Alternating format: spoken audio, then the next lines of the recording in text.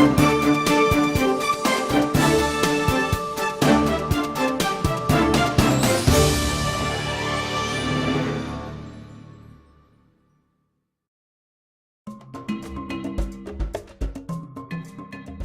is a great day for us to hear diaspora dispatches from Abuja, Nigeria, where the leader of IPOB, Nnamdi Kanu, is being arraigned in court for a hearing for a trial, and where Buhari regime has added another charge of terrorism.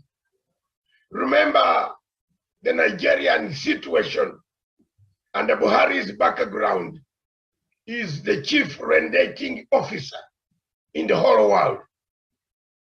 Remember, Buhari rendated 6 Amazonians from Nigeria back to Port Biya to kill them. They were killed. We don't know where they are. Nobody has ever known where they are. Remember, Buhari tried to rendate Umar Diko from a British installation, surely, in Stansted Airport, where Umar Diko was found in a coffin, purported to be a dead body, discovered by MI5 and the Metropolitan Police. That was General Buhari. General Buhari has not changed his colors. General Buhari remains the same Buhari. General Buhari operates outside every norm of law on the planet Earth. It is up to the people of Africa. And at this time, we don't talk as Nigerians, we talk as Africans. When something happens to any African, anywhere on planet Earth, we stand with that African. When something wrong goes wrong on the continent of Africa, we stand by that country and condemn actions of killings, torture, maiming, corruption. We have never been away. We are not part of rogue regime change. We are not part of regimes that are rogue regimes. We are different from our operations. Our operations as a Pan-African speaking station does not involve itself in operations that are clandestine. Our operations are above board. If you can hear me, most of the people in Nigeria and in Biafra, you hear me almost every Monday in the village square on your television. Millions, over 60 to 70 millions of you hear me every day. And I condemn actions in Africa across without any remorse.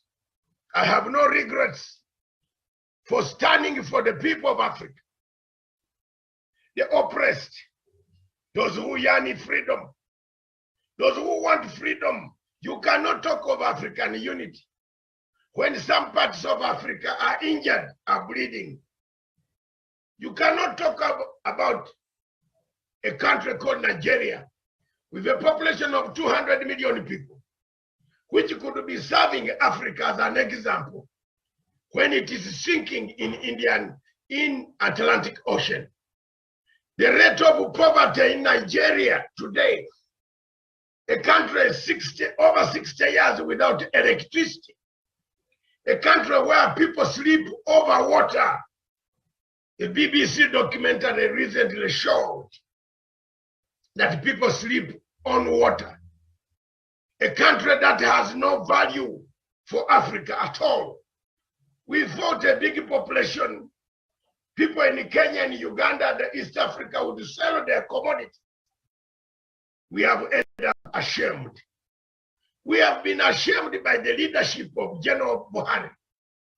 And we have no regrets of telling the world that indeed General Buhari has mishandled the economy of that country, has mishandled the security of that country, has mishandled, killed the value of a presidency. We have no regrets. We have no regrets of telling the world that Boko Haram kills people, maims people, that Nigeria has become a state of kidnappers, a state where people, vigilante groups, bandits, commonly known, come and take people on ransom and hide them, demand money. We have not been shy, and neither shall we be shy and be intimidated. Mr. Buhari, you shall be told the truth, because some of us will beat us by very few years. But we have also been in the same army that you have trained in those institutions of Sandhurst and other places. Mr. Buhari, time has come for you to change Africa. But if you want to change Africa by killing people, it doesn't help you. If you want to change Africa for ignoring Boko Haram, did you form Boko Haram, Mr. Buhari? Are you the owner of Boko Haram? It looks like you promised Nigerians that I will finish Boko Haram in 100 days. Where are your promises? Boko Haram in Maiduguri, north in Nigeria, eats its people, kills its people, has destroyed that country. A country without direction, a country without direction, the center cannot hold. As Chinawa Achebe said, that perhaps we have been away for too long. Obierika was telling Okonkwo that perhaps we have been away for too long. The Umofia clan has collapsed. A white man, but this time is a black man. Okonkwo was not aware that things had changed. Many Africans are not aware that things have changed in Nigeria. That the leader whom they elected has become a killer of the same people who elected him. Has become a destroyer of the same state that is supposed to safeguard. Has allowed ethnic profiling to take place in Nigeria. He has allowed the Fulani to kill the Igbo. And we shall not keep quiet, ye Buhari. Watch this face. I'm not bothered. Ye, when we meet in the corridors of God, look at us and let God look at both of us. That one day a man rose from East Africa and told you the truth. Buhari, there comes a time when a continent is bigger than yourself. You have let us down. You have let us down. The spirit of Baba Tafawa Balewa is gone. The spirit of Sankara is gone. The spirit of Patrice Lumumba is gone. The spirit of Kwame Nkrumah is gone. Sekou Touré is gone. Benabeira is gone. The spirit of Nyerere is gone. That recognized Biafra. The spirit of Myron, late President Obote, who recognized Biafra without shame. I follow the blood that recognizes Biafra. The spirit of Kaunda, who fought very hard to bring Biafra to life, is gone. You have killed us. You have killed the nation. You have destroyed the spirit of Emperor Haile Selassie. You have become the Pol Pot of Africa. The Cambodian model exists in Nigeria. Anybody, any student of international relations and political science will tell you that the Cambodian model does exist in Nigeria, where each one is killing each one, where the state doesn't differentiate from the killer with the killed. A state of corruption that was modeled in Kampuchea, in Cambodia. by Pol Pot to destroy the entire body politic of a nation. We have come, we have seen, we are gonna see, and we shall engage. We shall tell AU, we shall tell African leaders, we shall tell everybody that it is wrong to use terrorism as a weapon to judge people who are seeking one simple thing, freedom. It is wrong for people in Africa, to start watching countries like Ethiopia going down. I've spoken at length on the question of Ethiopia. I have not been shy to condemn Dr. Abiy Ahmed for allowing Ethiopians to be killed under genocide, refusing them to have food. Buhari, the nation, General Babangida was right when he said it was time for Nigeria to be rearranged. Isn't it time, therefore, for the people of Africa to rearrange Nigeria? For the people of the world to tell Nigeria that it is no more. It needs a rearrangement.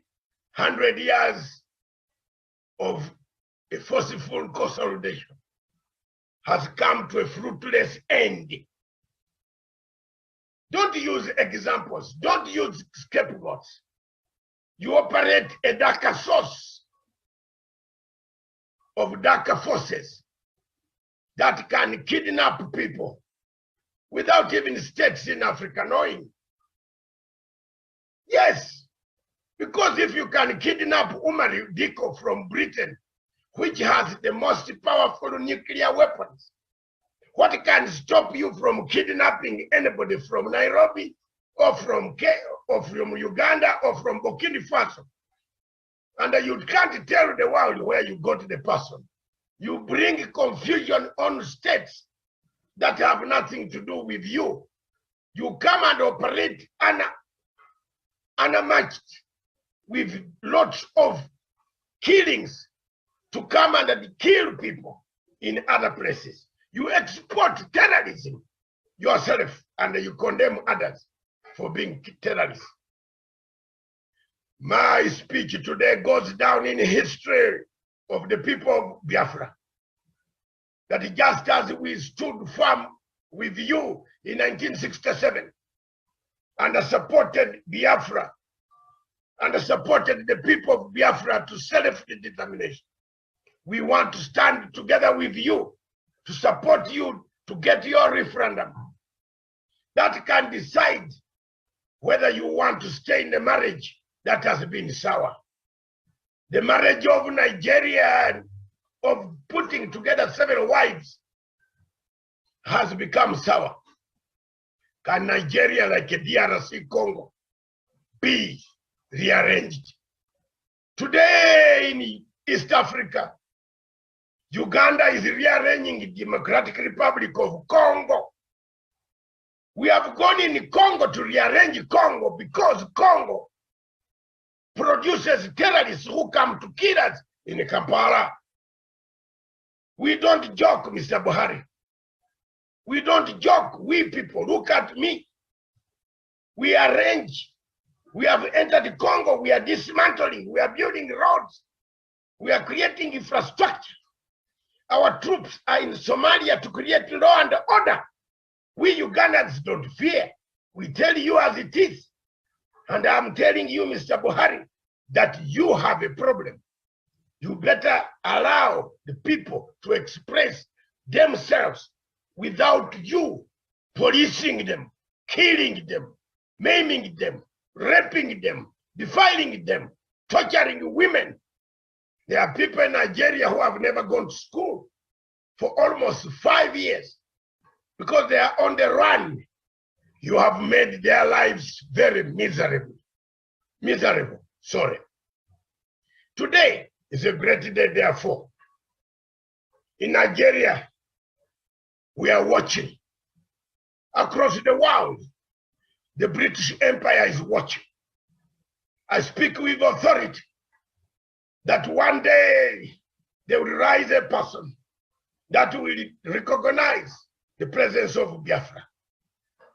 I speak with authority that one day the people of Biafra will be given freedom to assemble, to associate, to organize at the will once the marriage is sour.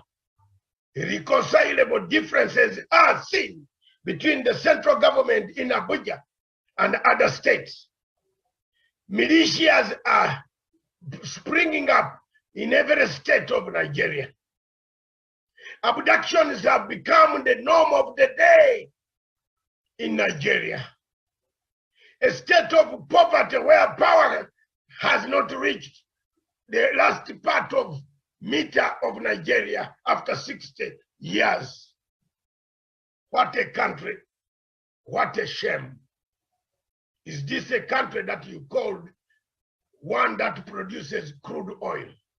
A country with crude oil produced, but no petrol in petrol stations.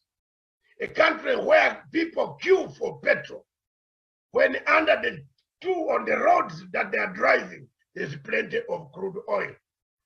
Is that a brain that you can say, this is a country we should model as a beacon of hope for Africa?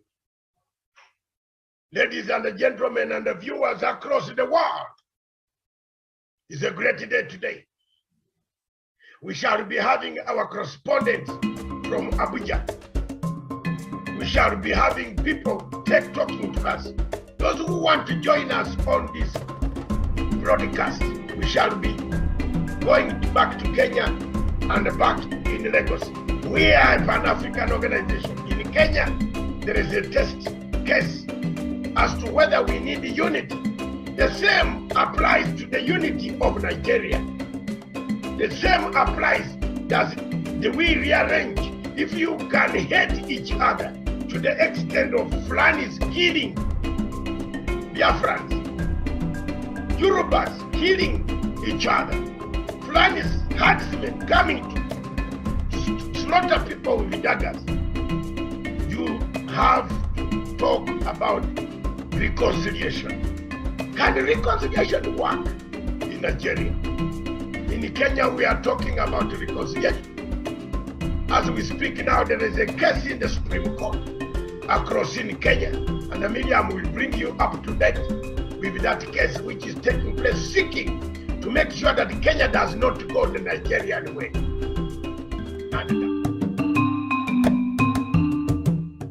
The government of Kenya is keen on the development of social economic infrastructure to support the realization of the Big Four agenda and Vision 2030.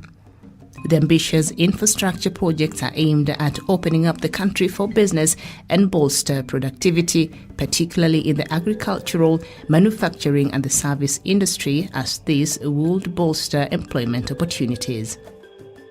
Part of these critical infrastructure projects include the ongoing 27-kilometer expressway linking Nairobi's Jomo Kenyatta International Airport and Nairobi's Westlands. Upon completion, the expressway will exponentially reduce travel times within Nairobi and thus help the country save man-hours, which is being lost in the traffic jams on a daily basis. The Lake Victoria Port Modernization Project to increase a cargo handling capacity of the port and to increase Kenya's bilateral and multilateral trade in the region.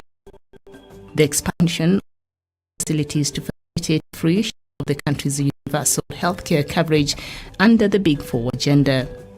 By speeding up movement of people and goods, the government is aiming to promote trading through reduction of travel times and costs.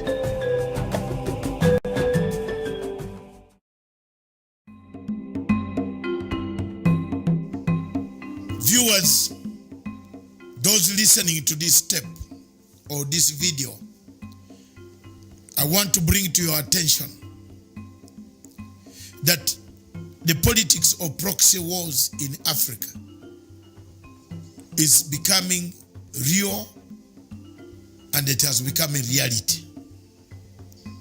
I want to bring to the attention of the African states that time and time again we have fallen victims of proxy wars. We fight wars that are not ours. We fall in conflicts that are not supposed to be, don't help Africa, and they don't help our countries at all. The proxy war that is in East and Central and the Horn of Africa has been ignited, supported, equipped by France. It has been very real that the French government quietly through its company called Total Oil has been searching for resources around the triangle of East and Central Africa and Great Lakes region and the Horn of Africa. The LAPSET was one of them, which could have been a landmark project for the people of France. They withdrew from it. The Tanga to Mwanza, they made it, they withdrew from it. The search for oil and resources through Total Oil has brought us the dangers of a proxy war in the region. It is therefore very prudent for people of the region to understand the dynamics that we are going through.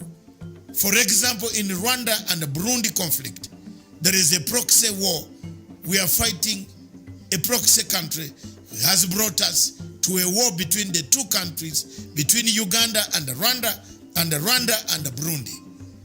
There is a proxy war in Congo who is sponsoring a resurgence of rebels that are fighting President Tshisekedi because he was not supported by countries that we know very well. This type of strategy has happened in North Africa, where Libya has been reduced to rebels, where each faction, even the government supported by United Nations, is being bombarded by a rebel called Khalifa Haftar, who is funded by countries that we know. The question of Somalia and Kenya and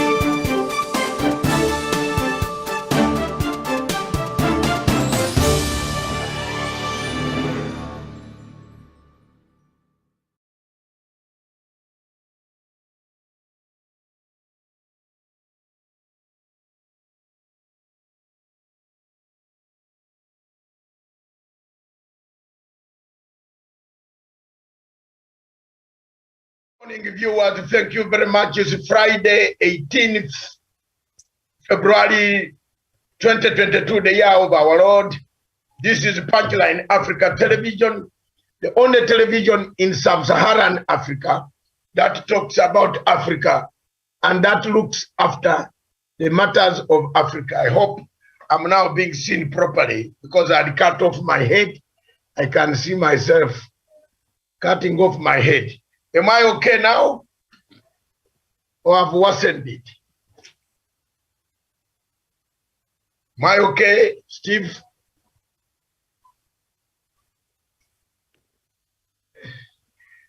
There. We leave it there.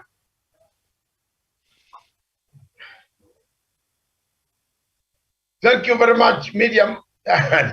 You try to help. I don't know whether I've cut off myself. The camera, my camera seems not to be. Stephen, is it okay? Okay. It's fine. It's fine, Doctor. Good morning, Africa. Okay. Good morning, wherever you are. Thank you very much for watching Punchline Africa TV. This is the only station in Africa that discusses African affairs. Today, our show is very good. It's a relaxed show. We want to look at 3 to 4 main topics that plank the entire Africa, the entire world, and then come back. Miriam will bring us with the headlines, the newspaper headlines that you see in Kenya. And right now here from the coastal city and at the seaside, let me enjoy my breeze as it comes and listen to Miriam. Good morning, Miriam, or good to our senior anchor and senior presenter in Punchline Africa TV. You have done very well so far. We are together up to the end. Thank you. Good morning, Miriam. Doctor, very good morning to you, and good morning, good afternoon, good evening to our viewers that are watching us from this morning. Thank you very much. Across the studio, in the CBD, not the studio, the country, we have our own investigative Colombo. Mr. Colombo, I think today you are dressed like Colombo himself. Thank you very much. Daniel Shoni Wesonga, our investigative journalist, the man who goes down. We find out the money at the airport. We find, but Miriam, and you know, at times I become like a preacher. I'm excited about certain things that I say that come true. We have been telling people money is coming in. That when you see Ruto going towards the border in Busia, he's collecting money. Kenyans, wake up, security, wake up. Tuambiane ukweli. My God. You know, if you hear Ruto is going to Dubai, he's not going for anything else. He's going to look for money. So, watu ya security msilale kwa kazi. Asante sana kwa hiyo kazi mlifanya mzuri. Na watu wetu tip off. Tunataka tuendelee hizo that 268 million forfeited for the state. It can build a dispensary. Pesa zetu ziliibwa. This money was stolen. It's bring, that is coming back. Kenyans will be happy. Thank you, Kenya Revenue Authority, boss Mburu. Kazi watoto wako wanafanya kazi mzuri, mzee Mburu. Kudos. And thank you very much. What we are system, intelligence. Yes, this is good. You are doing a good job. Tip off. Tip off. Tunakufuata. Hata kama unaenda bedroom, tutapata. Ewe, aserere. Takupata, tapesa hizo. I am very happy, Miriam, that this money has come. At least it has landed in Jomo Kenyatta International Airport. Bring more. We are watching you. Where is Harun Ayadin? There are some stupid malcontents yesterday who said, when Ruto takes over power, you should never step in Kenya. Is Kenya yours? Was Ruto born for Kenya only? Where will he also step? You stop Matanga, but where will you also go? Where? Try. Where will you go? Utakuja pale niko. Unajua wewe unazungumzia huko kwetu kwa village huko mtiani. Wewe utapitia Ruto is not the owner of this country. Is he coming to power to displace people who have been here, who have been helpful to the system of this country to make democracy work? If I was not there, would he have come out of the Hague on Rule 68? Alikuwa kisasa na serve sentence huko. Wacha kelele. Wewe. Someone wrote, Miriam, you saw someone was writing, oh, when we take power, you should not step here. So what? You step and then where will you also walk? Where do you get your food? You think I will be like this forever? My friend, things are changing, my friend. My friend, things are changing. I have a vision. Things are changing. Things will change. I have a vision. You said, Mungu amenibariki, I have a vision. Things are changing. You never know. I could be the one limiting you to travel. Whoa! God keeps his person for a purpose. So let's not have this bad politics medium of saying, oh, when we take over power, well, you can. You think, is Kenya is not an island. Kenya is a global market for everybody to come. What have I done here? Because I'm criticizing Ruto's bad behavior. Only. Then Ruto is not a Democrat if he wants to deport everybody. Doesn't he go to Uganda? Hasn't he used Uganda as a background to build his riches? Hasn't he? Hasn't he? Has President Museveni stopped him from going to Uganda? Tell me. Tell me. So why do you want to stop me when he goes to my country? What have I done wrong? Voila. Let me speak like a Kenyatta. Voila. Wacha. Indioyo. We are waiting for the president to tell us what to do. Jubilee Party, rebranding. Today we are in the real colors of Jubilee Party. We are starting to rebrand slowly. You see, there is one thing that God gives those, some of us who are refugees. There is one, I will not run away from the fact that I'm a refugee. But I was not born a refugee. So don't laugh at me. You never know when tomorrow can be different. Somalis grew up, didn't know what tomorrow was. So don't laugh at a refugee. A refugee could be more useful today, and you could also be in a need of that time. I remember in 1992, when I was in Kenya in 1985, several Kenyans used to call me Mukimbizi wewe, Mukimbizi na nini. 1992, they found me in comfort.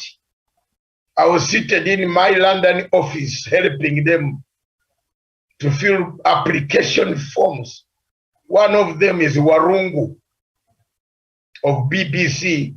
Now he is in NTV. He's a product of Matsanga's signature. So musiambie watu, ujui where you will end. Lakini sisi wengine, I cannot say no, I am not, I am.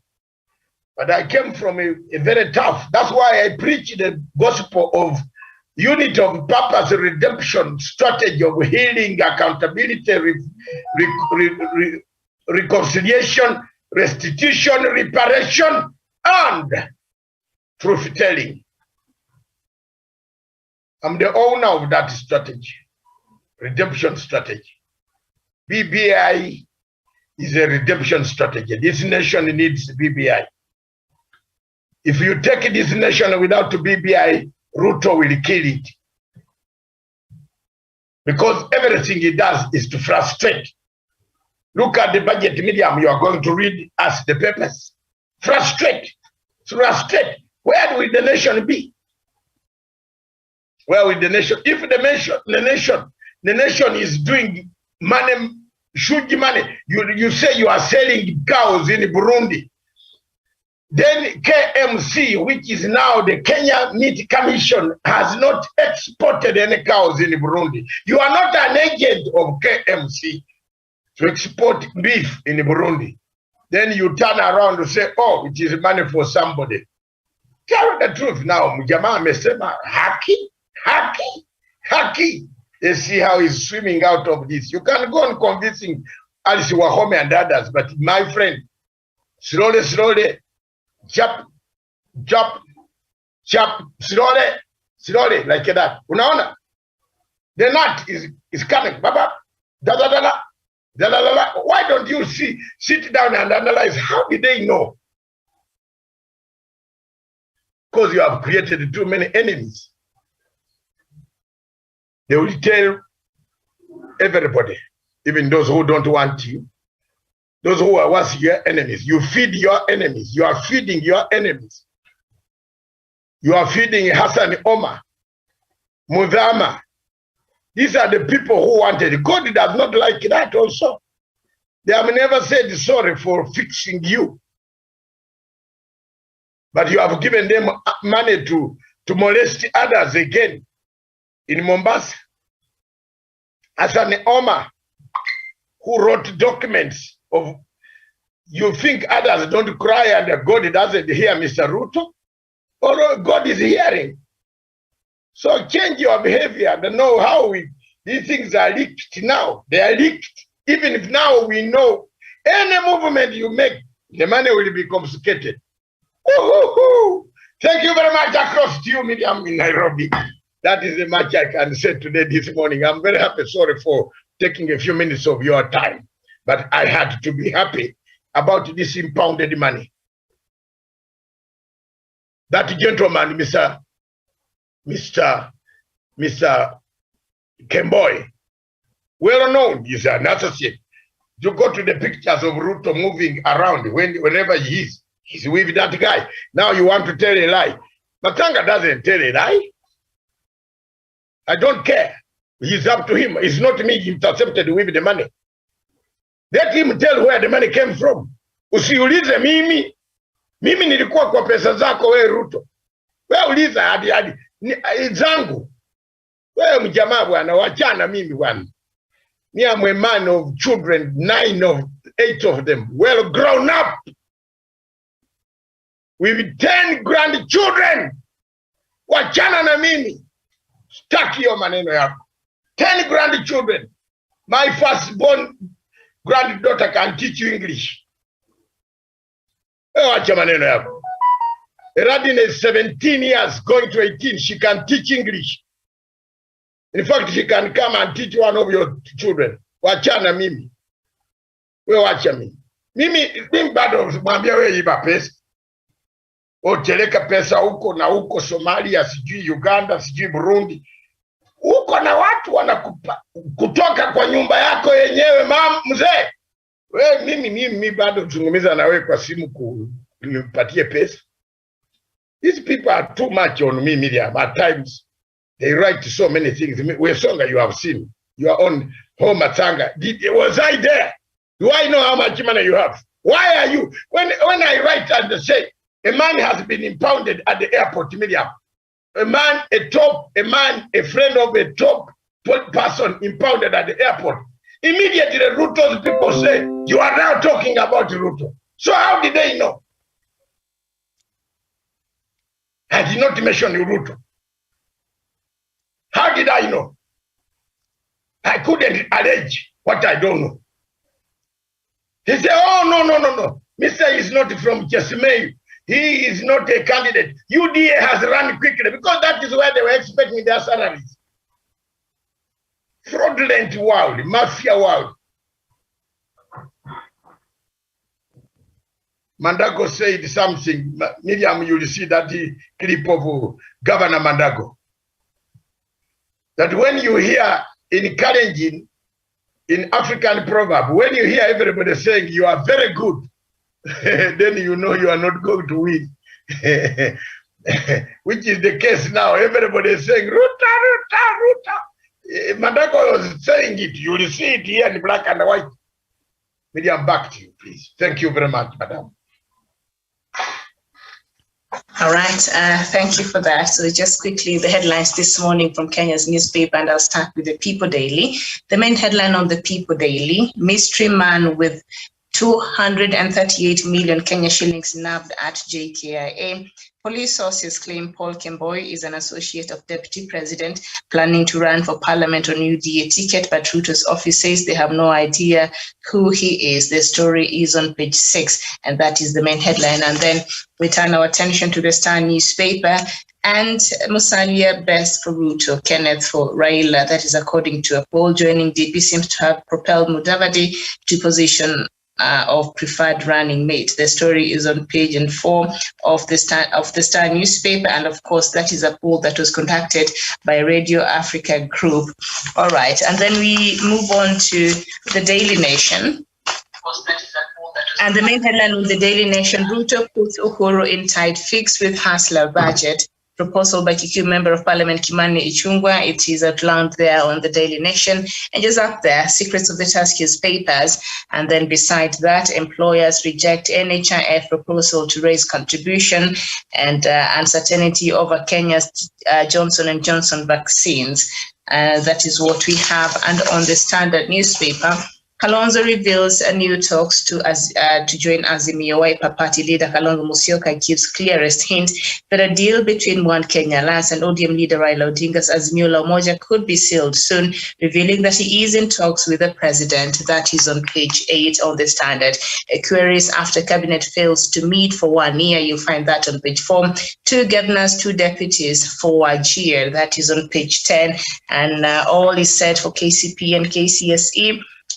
Page 4, and Kenya maintains lead as curtains fall on rally. That is on sports page, page 42, 43, and also 44. So that is what we have on the leading newspapers this morning. Doc, back to you.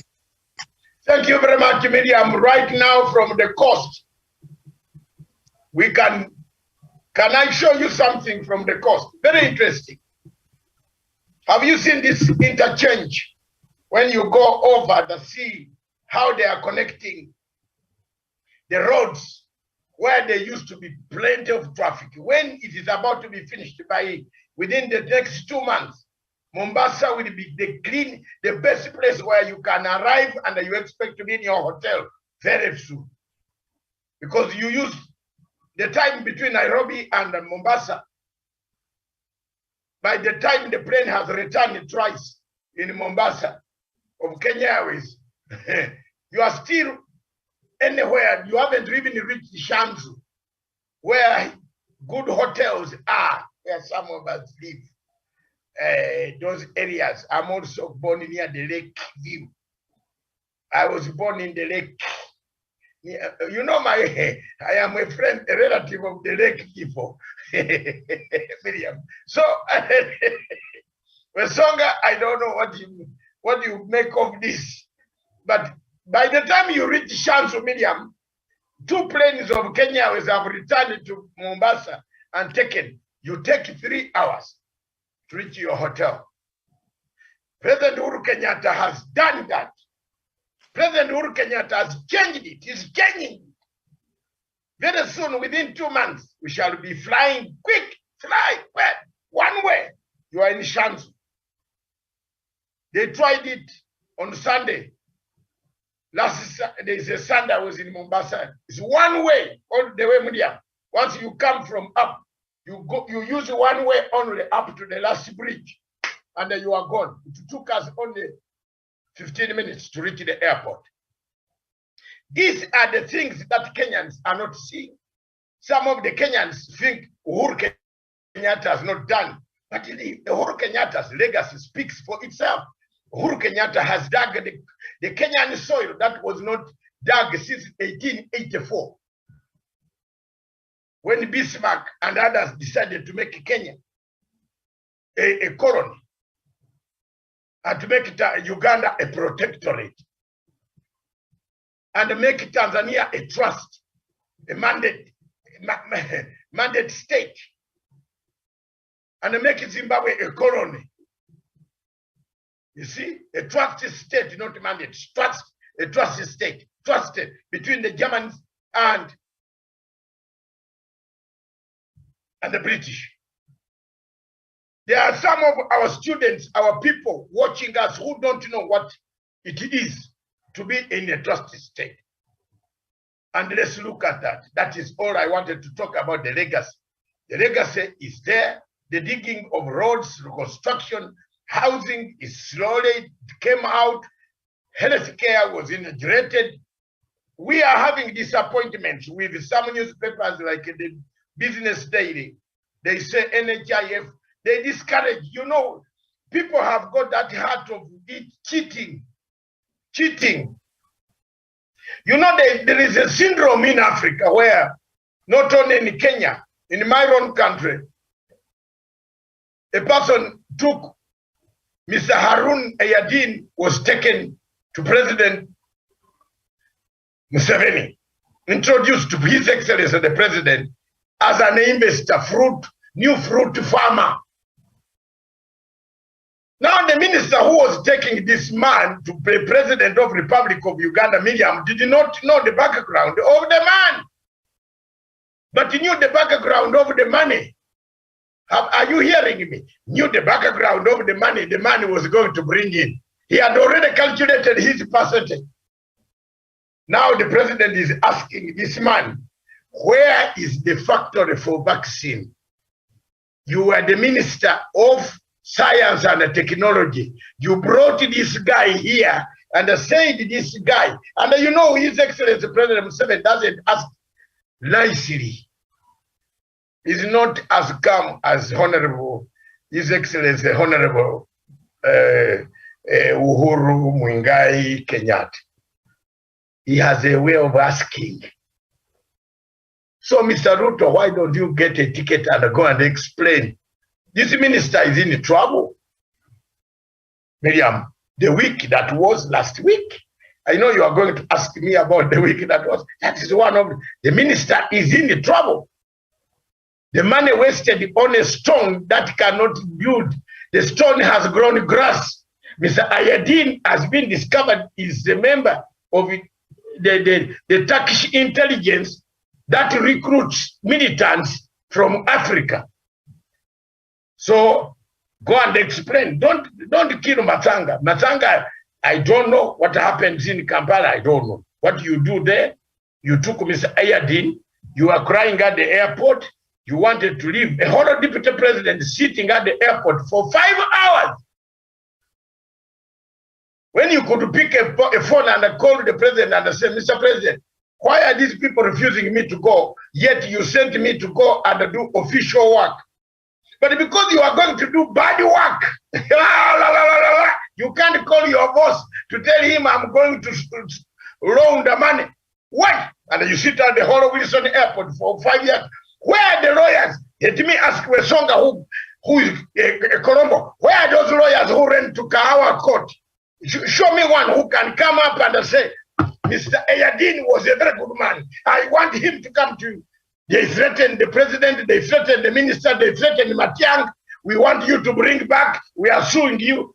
Where are the lawyers now? Stupid people. No, Dr. Masanga. And it is really surprising that these same kind of lawyers, you realize that even in the KEMSA scandal, they are the same people who are telling us that it is maybe the president's side of government that was involved in this scandal. But you realize that when now the cleaning up of KEMSA is beginning and the workers who are involved in this fraudulent tendering are being sacked, it is Nelson Harvey who runs to the court to defend these particular workers. So these are people who are always there to protect impunity, and they'll say anything just to save face and be able to give themselves some few bonga points. If the haste, the netting of Kemboi yesterday is anything to go by, then as a country we must say that we've lost a lot of money. Apart from Kemboi, we have other few individuals who we truly know that are involved in money laundering, and if the investigative agencies were to push quite enough, then they will be able to net them in. We have individuals who never had anything, and today they're driving the top of the range cars, living in high up markets residences, and they do not have any kind of income generating activity. They do not have businesses. They have become rich within a span of 5 years, 6 years. And it's really, really suspect that these individuals are all close to William Ruto.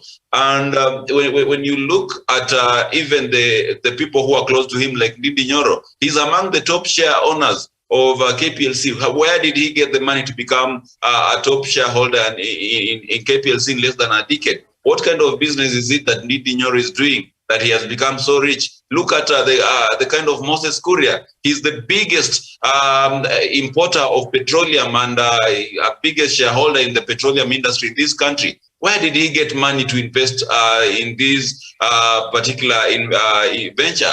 All his children go to a school where they pay 3 million per term. Where does an MP of his pay get that money to pay such a school fees? So, Dr. Mazanga, there's a lot of questions that the Kenyans need to ask in regards to people who are around the deputy president. And these are the same people who are defending Arun Ayadin, who is their contact abroad in terms of money laundering and other illicit business circuits across and contacts across the globe. So to me, Dr. Mazanga, I believe the DCI and all the government agencies are doing their rightful work, and we shall continue nabbing and netting all these kind of people who are trying to bring back money which was stolen from Kenyans. And I believe the government should use that money to invest in projects that will be able to help the people of Kenya. I submit. Thank you very much. Back to Miriam. The story that has interested you. I see one of the stories is that Mr. Ruto is playing you see, Uhuru Kenyatta said, politics is not a marathon. He said it is it a marathon or what did he say? It's not a marathon, it is something else. Politics is a marathon, it's not a sprint. It's not, yes, it's a marathon, not a sprint. Mr. Ruto sprinted so much, so fast. He was alone in the arena. It started with 92%. Now we are here. We are being told it is coming to 47, 38. 4 months to go. The gap is narrowing. Several people are beginning to say the sense, the truth. The Wetangulas are beginning to say, what did we go in? Because the money is not going to be coming. And believe me or not, Miriam, I predict this guy of yours might become a rebel. I've been telling you this, and I hope you have been taking note of it, because you are very good at taking notes. This guy could become a very senior rebel in the bush. Security should also watch other things. If such huge money is connected to a man who has arrived here, how much money has been coming in here then? If it is proved that this money comes from Ruto, and the Ruto was selling beef, where did the beef go? Which flight number? So here we are, Africa. I'm telling you, Ruto is not a man who can leave this country. Kenya will be shunned. People will backpack their goods and go. Let Uhuru look. Let Kenyans sit and see. Look at yourselves. Nobody is forcing you to not vote him. Vote, but vote carefully. That's all. Miriam, let's bring in a clip by the governor of UG, Governor Mandago. There are good things that Mandago, listen to that clip. Then we talk about it as we move on, bring in the case. This opens us to the case this week of ICC, which we are going in. We have done a bit of legacy and the corruption, what is surrounding the newspapers, and unless you have something else, madam. If not, let's have the clip Let it play. Niliwaambia hii siasa msiweke kwa roho. Mambo ya siasa ni kama upepo. Inaweza panda, inaweza shuka, inaweza simama. Na mumeona tayari vile hiyo maneno imeanza kuzunguka. Ama mjaona? Simuona? Ilianza 2014 ama ilikuwa sijui wapi, handshake hakuja. Watu wengine karibu wapandishe pressure. Sasa tumeenda kwa hii siasa, tumeenda. Unaona sasa Mudavadi, Wetangula wako kwa bottom up wanatangatanga. Lakini hapo nyuma Musalia na Mudavadi, Wetangula walikuwa kona gani? Wewe endelea kuhangaika hapa Eldoret. Watu watakutana nani waju hapo kwa roundabout. Ukipiga kelele. I'm telling you, I'm not the most experienced politician. Lakini kwa hii muda kidogo mmenipatia nafasi, nimeona mambo mengi sana kwa siasa. Na kuna mambo mnaona hapa kwa TV mbele, lakini ile mambo iko nyuma ya TV ni mingi kuliko iko mbele kwa TV. Hata mkiona watu wakigombana huko, jioni unasikia mtu anapiga simu, si ukuje dina.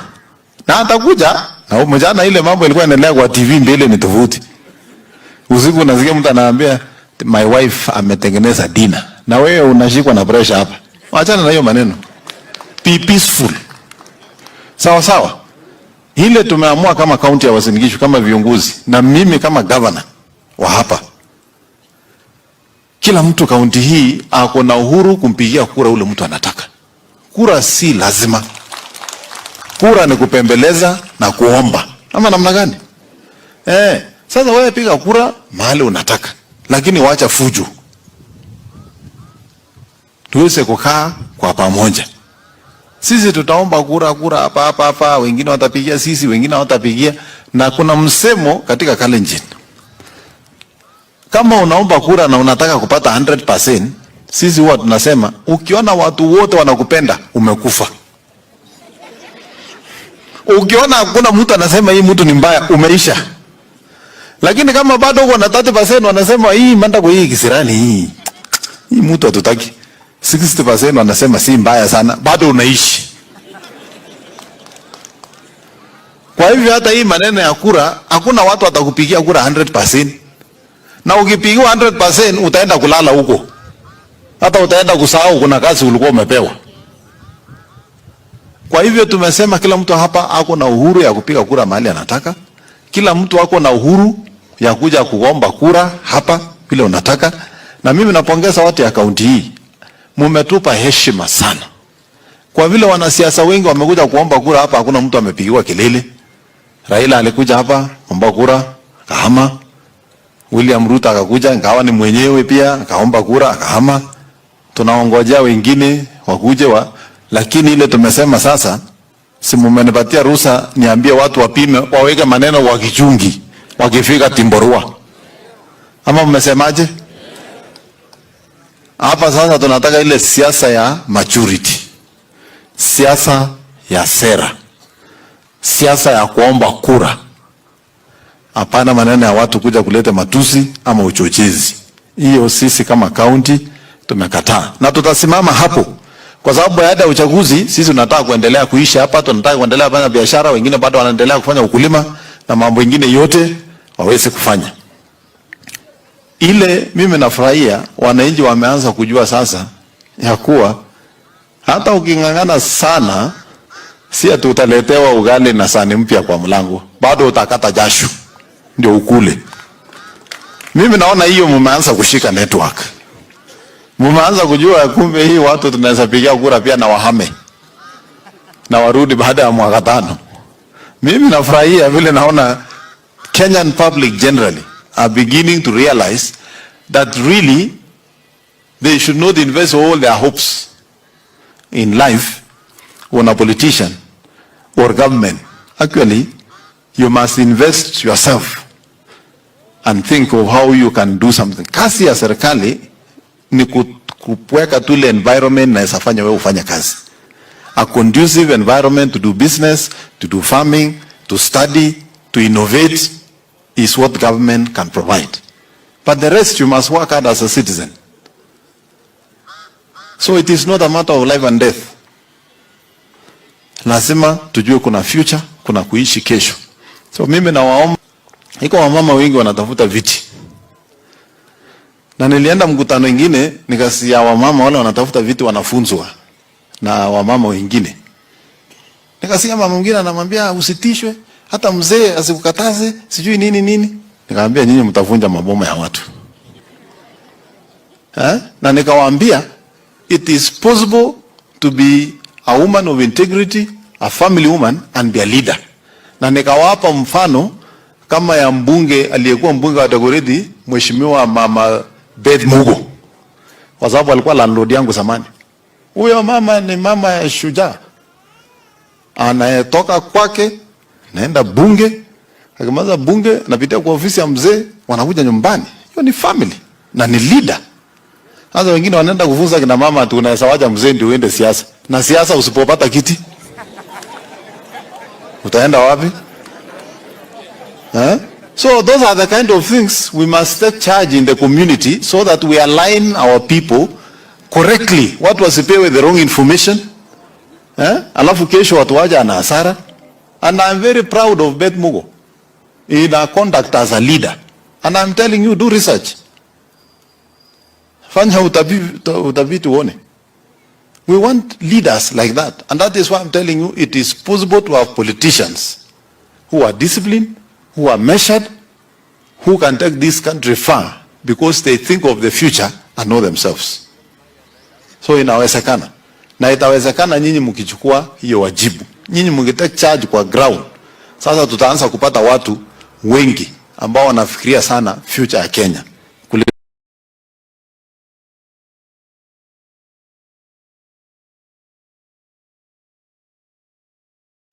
Thank you very much, Miriam. I think to our non-Swahili speakers, the summary is the governor of UG is simply talking about healing process, forgiveness, sell your ideas in the Rift Valley without injuring the other.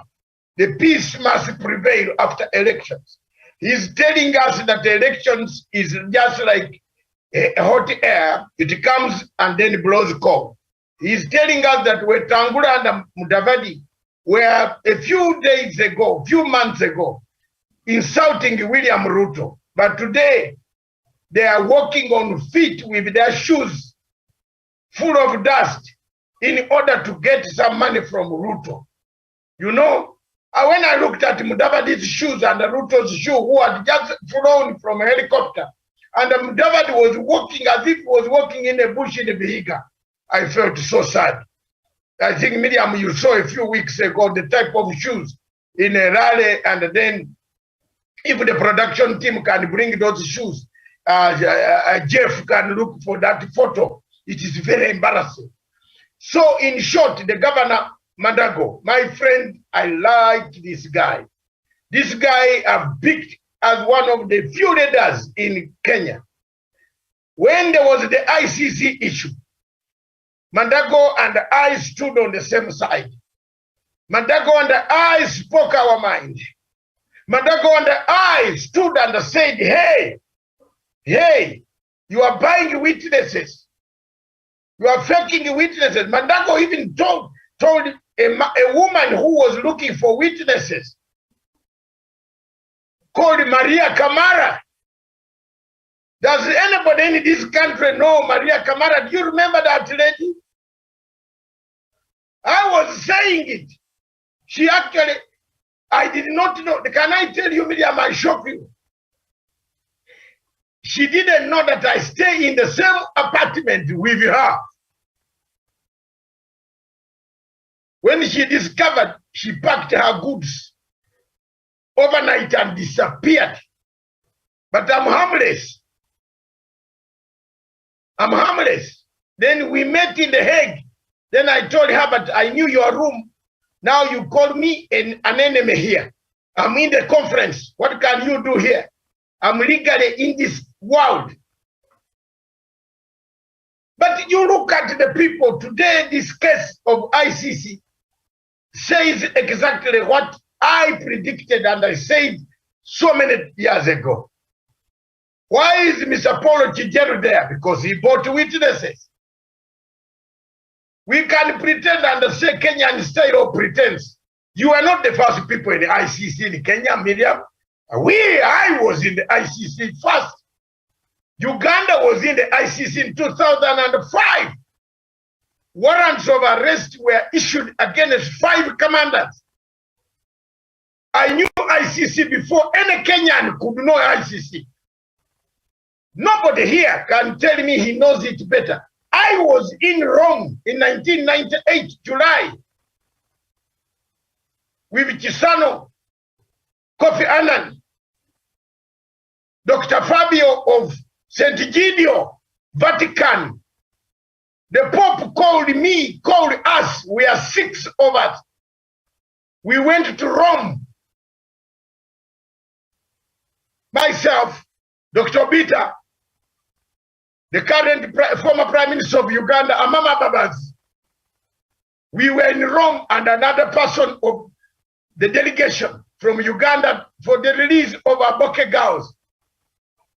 It was the time when it was forming the ICC next in the conference. In July, we went and sat in that conference. Article 127, Article 70. These are the pillars which you can call basic structure. You Kenyans have got a new language called basic structure in the Roma Statute. Kenya better uses that basic structure. 127 disappear from this organization. The more you stick there, Miriam, the more difficulties we have. The ICC was one of the most dangerous organizations that I ever, in 1998, if I knew, I would have not gone there. Looking at the case as it is right now, Miriam, the defense lawyer of Gicheru is a conduit. Maybe he wants Gicheru to go very fast. He hasn't poked any nose. These guys have records. You cannot say you had several telephone, yes, but the telephone that was recorded on the statement is the one they take. So this thing of saying the defense poked the hose, you know, we have very bad editors in our countries. Some of editors need to go back for refresh courses and study, have more tools of analysis. When you bring such a headline that the defense has done that, when you haven't even understood what the defense has done. In the defense, you don't go for cheap things which the judge knows. You go for complicated things, Miriam. Go for complicated things which can confuse even the judge, then create doubt in the judge's mind. But if you go on asking the witness about, oh, you have another phone, they know you have another phone, but they found you on that phone which is used for recording. And that is the same phone that was used to call Mr. Gicheru. It is corroborated on Mr. Gicheru's phone because Mr. Gicheru carried his phone, surrendered himself to Netherlands police with his phone. Alikuwa anarogwa. Huyu mtu alikuwa anarogwa. How can you go with a machete that you have used to kill a person with it on the police station? You know, when God wants to finish you, he makes you do funny things. When the gods, not the other God, the other God takes you once. But these small gods that are on earth here, how do you take a phone, a laptop to a police station and you are coming to report for a warrant of arrest? These are the things you live with your wife. And while you're in the cell, then tell your wife, hello, my wife. Hello. Iyo simu tupa kwa Athi River. Iende. So Mr. Paul Gicheru stupidly claiming to be a lawyer. You know, it is money. There was no lawyer here. It's money. Look at the money he was getting in the procurement board. Look at the deals that he was doing for Ruto. Sharing Ruto that tender this is coming, Chinese are coming, take that percentage. They were more interested in money than checking how to fight these cases. Even Ruto himself, where he is, he thinks that Karim Khan will help him. But Karim Khan himself is under investigation. He's actually under trial now. So how will he help him? He doesn't even seek advice from other people. The moment the conviction, and I want to tell you this, because Miriam, so many people have confused this thing. The conviction of, if it is a guilty conviction, it does not automatically mean they start the other case. But they will come for people who were adversely mentioned. And if the chief prosecutor or the prosecuting authority, who is Stewart, wants to conclude his case with the mentioning of Ruto now 101 times since the beginning of this trial, the court will want to hear who is this Ruto. Therefore, it is not the original case that they will charge Ruto for, but they will charge him for tampering under the administration of justice, Article 70, which is criminal. It has nothing to do. It's like a Bemba and his witness, his lawyer. Bemba, the lawyer, the witnesses, they found themselves in the same prison, playing tennis and table tennis and football every morning. All of them. So the lawyer of Bemba was paid to be a lawyer. He ended up being part and parcel with the client. They were sentenced to 5 years. Article 70 is very difficult to defeat. And you have to be careful. I see some Kenyans talking here loudly. There's no case, there's no... That's stupid, man. It's not very easy. The prostitution always wins Article 70. I'm telling you, I've not seen anyone, apart from me, who came out very tactfully on 70. Because I was very clear, I did not tamper with a witness who was protected by the court. My witness was a town street boy called OTP4, who could be got in anywhere, telephone and a ticket, come. And he arrived where he was. I taped him, recorded him, videoed him. I delivered the thing to the world. There you are. Didn't you see it? It is there. So why, if he was protected, why was he using the same name that he was using in Othaya? Yeah. Why? I asked the investigating men when they gave me 1 hour and a half, do you have anything to say? I asked them that question. If you show me the protection order, which says OTP4 is protected. Miriam, I've gone through this. You people, viewers watching me, I've gone through it. I was actually 3 days, I was under custody of the ICC, being questioned by investigators. A man called Professor Whiting, Alex Whiting. Everybody knows Alex Whiting, who is now lecturing in one of the universities in New York. So Article 70 of the Roma Statute is a very dangerous article, which we must be careful about and pray for Mr. Gichero. I don't know him. I don't like him. I don't like anybody who tampered with justice. I don't like, just as I don't like Mr. Harvey, who was actually fixing Ruto, now turning to be a saint around Ruto, saying Ruto is hallelujah, hallelujah, hallelujah, hallelujah, my foot. Thank you. Back to you, Miriam.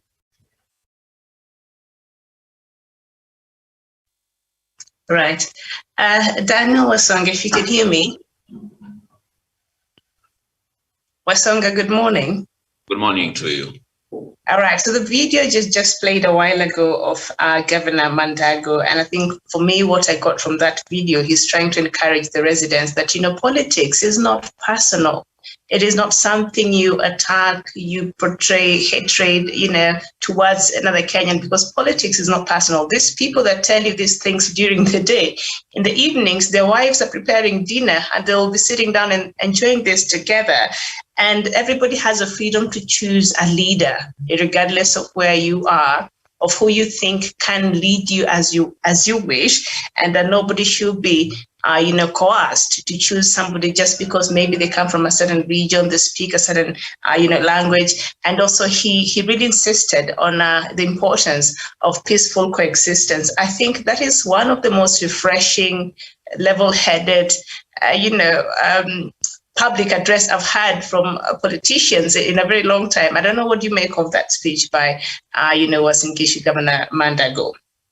I totally agree with Governor Mandago, Jackson Mandago, and that is on the basis that Eldoret and Uasin Gishu at large was the epicenter of the 2007-2008 post-election violence, and whatever he was telling these particular individuals is not something new. He has done that before. I remember his infamous quote saying that you should not put politics in your heart, you rather put it in your lungs, where if anything comes to bother you, then you can just breathe it out rather than keeping it in your heart and making you maybe get depressed because of politics. That is the same thing Dr. Matsanga has been preaching, the unity of purpose and the redemption strategy, so that we are able to go to elections without maybe having in mind or running a risk of actually closing down the country. But unfortunately, that is what has been happening in our country, that whenever we go to an election, everything in the country stops. Business stops,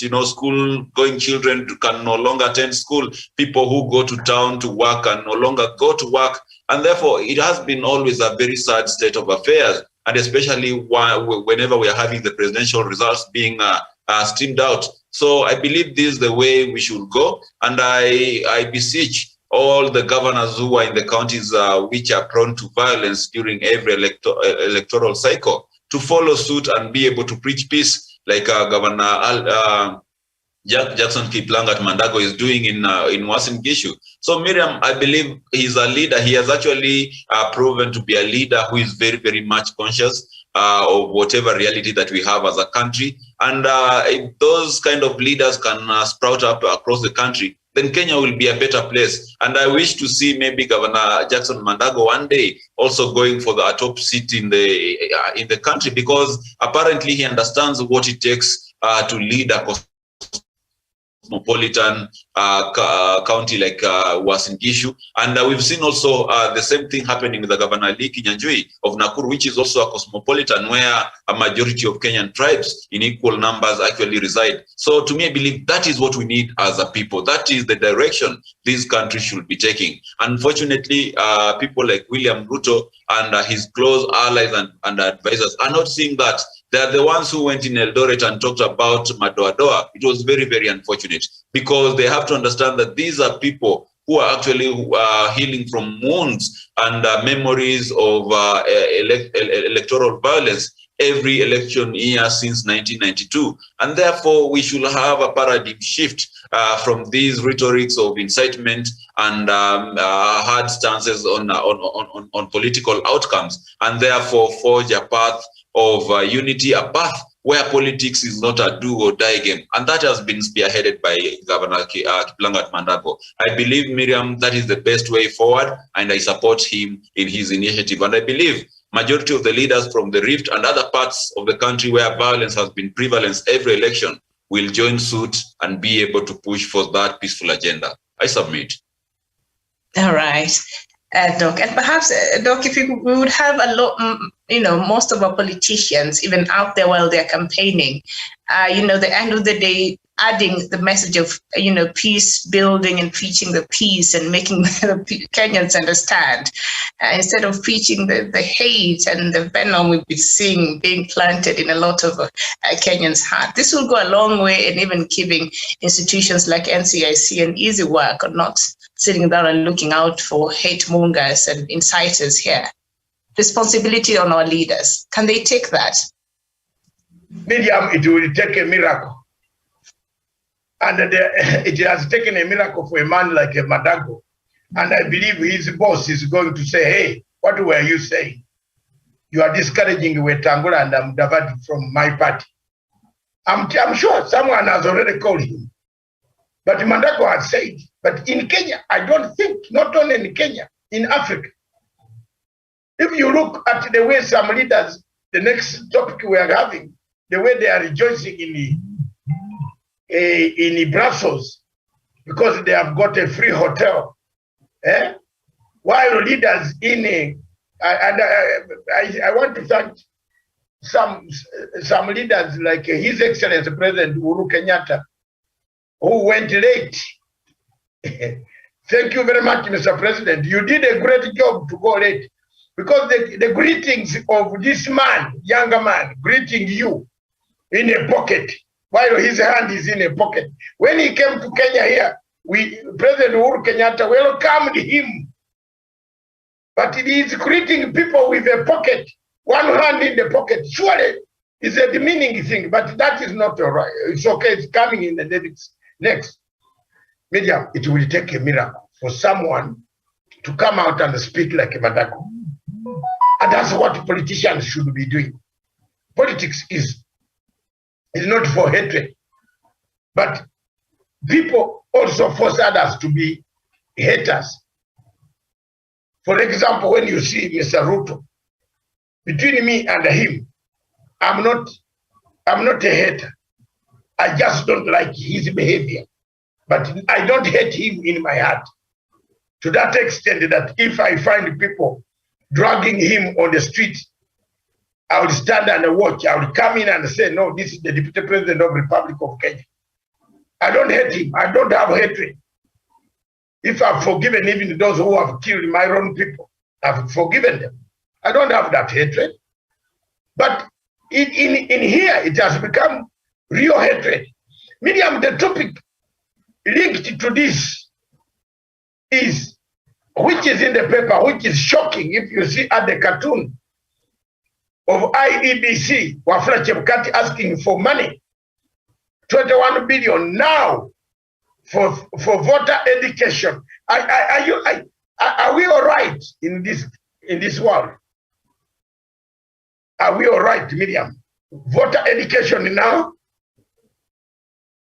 Have you seen that cartoon which is doing rounds?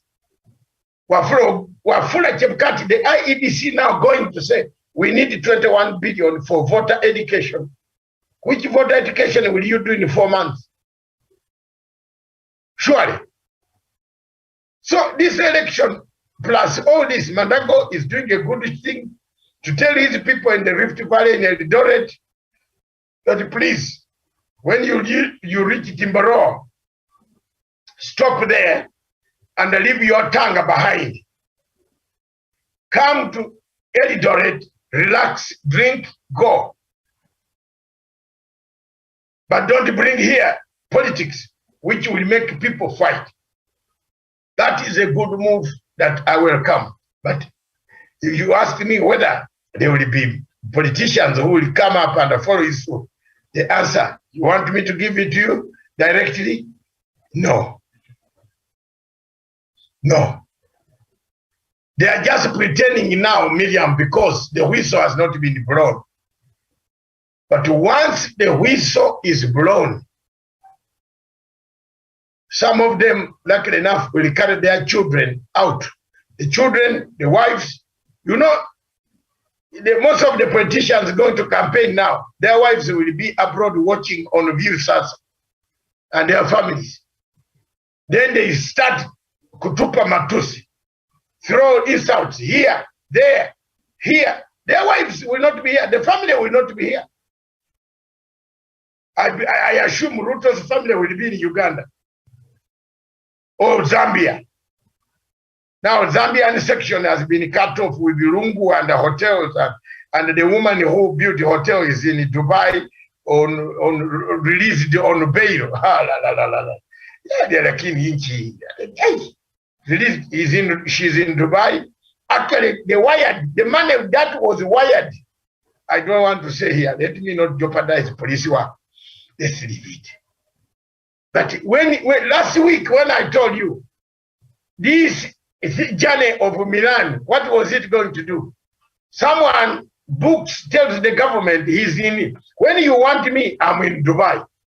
But when he reaches Dubai, he picks another flight quietly outside the government.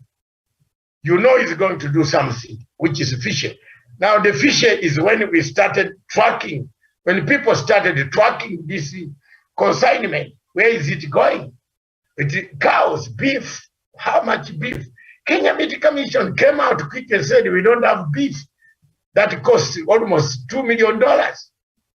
We have never exported it. The only cows that I saw going to Burundi were cows coming from the president of Republic of Kenya to the president of Burundi, which have produced, I'm told they have produced big, Songa, was it? Yes. So, Miriam, in a nutshell, my sister, they are not there. There's no honest man here. So, Gicheru will carry your cross. By 22nd next month, next week, start. Don't even come back here. Stay there for your safety.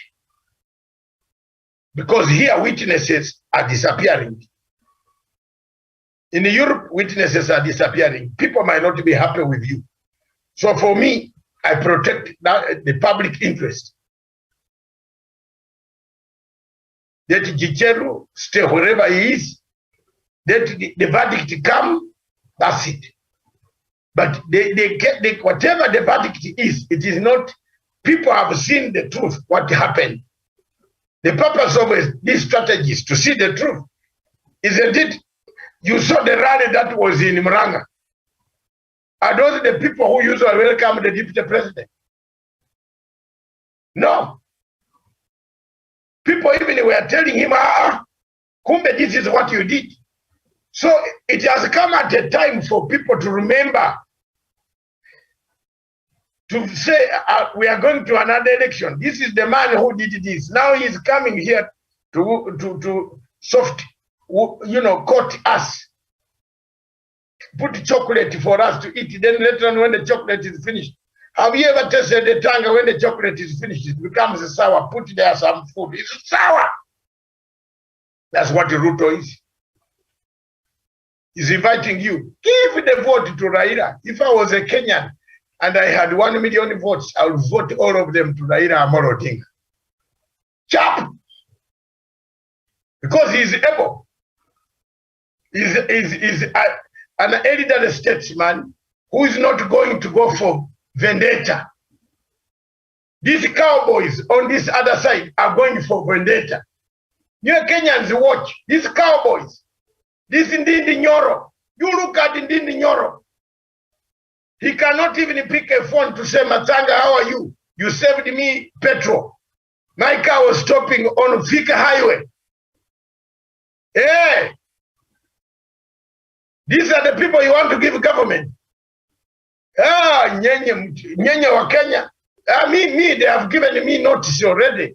So Miriam, don't worry. I have been given a notice. Internet is not only in Kenya, it is everywhere.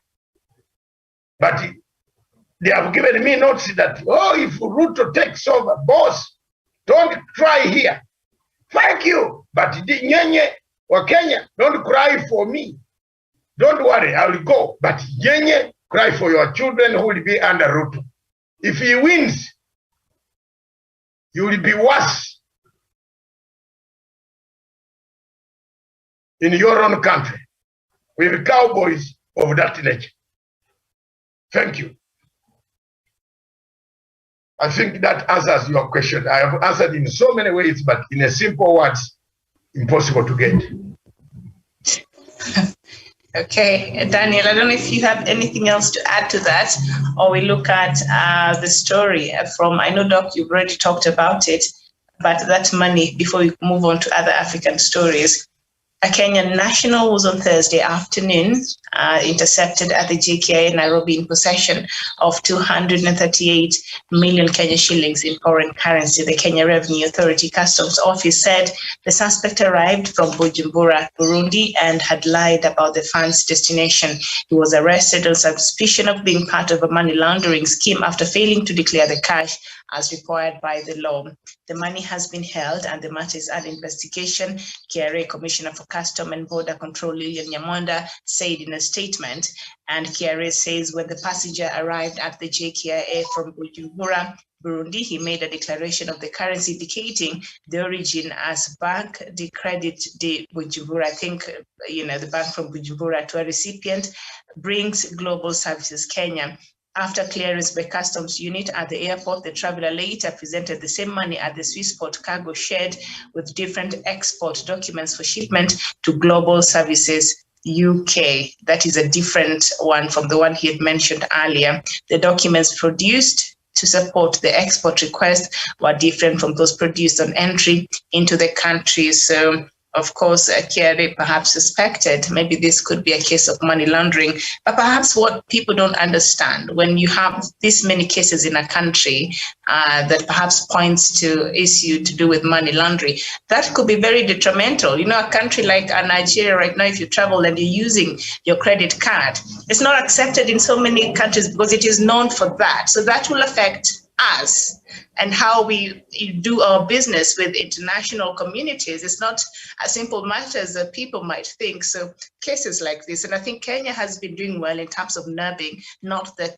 just this, but even several others before, after they gain entry from different countries, but on arrival here, they're able to be nurbed. So we're doing a good job in that.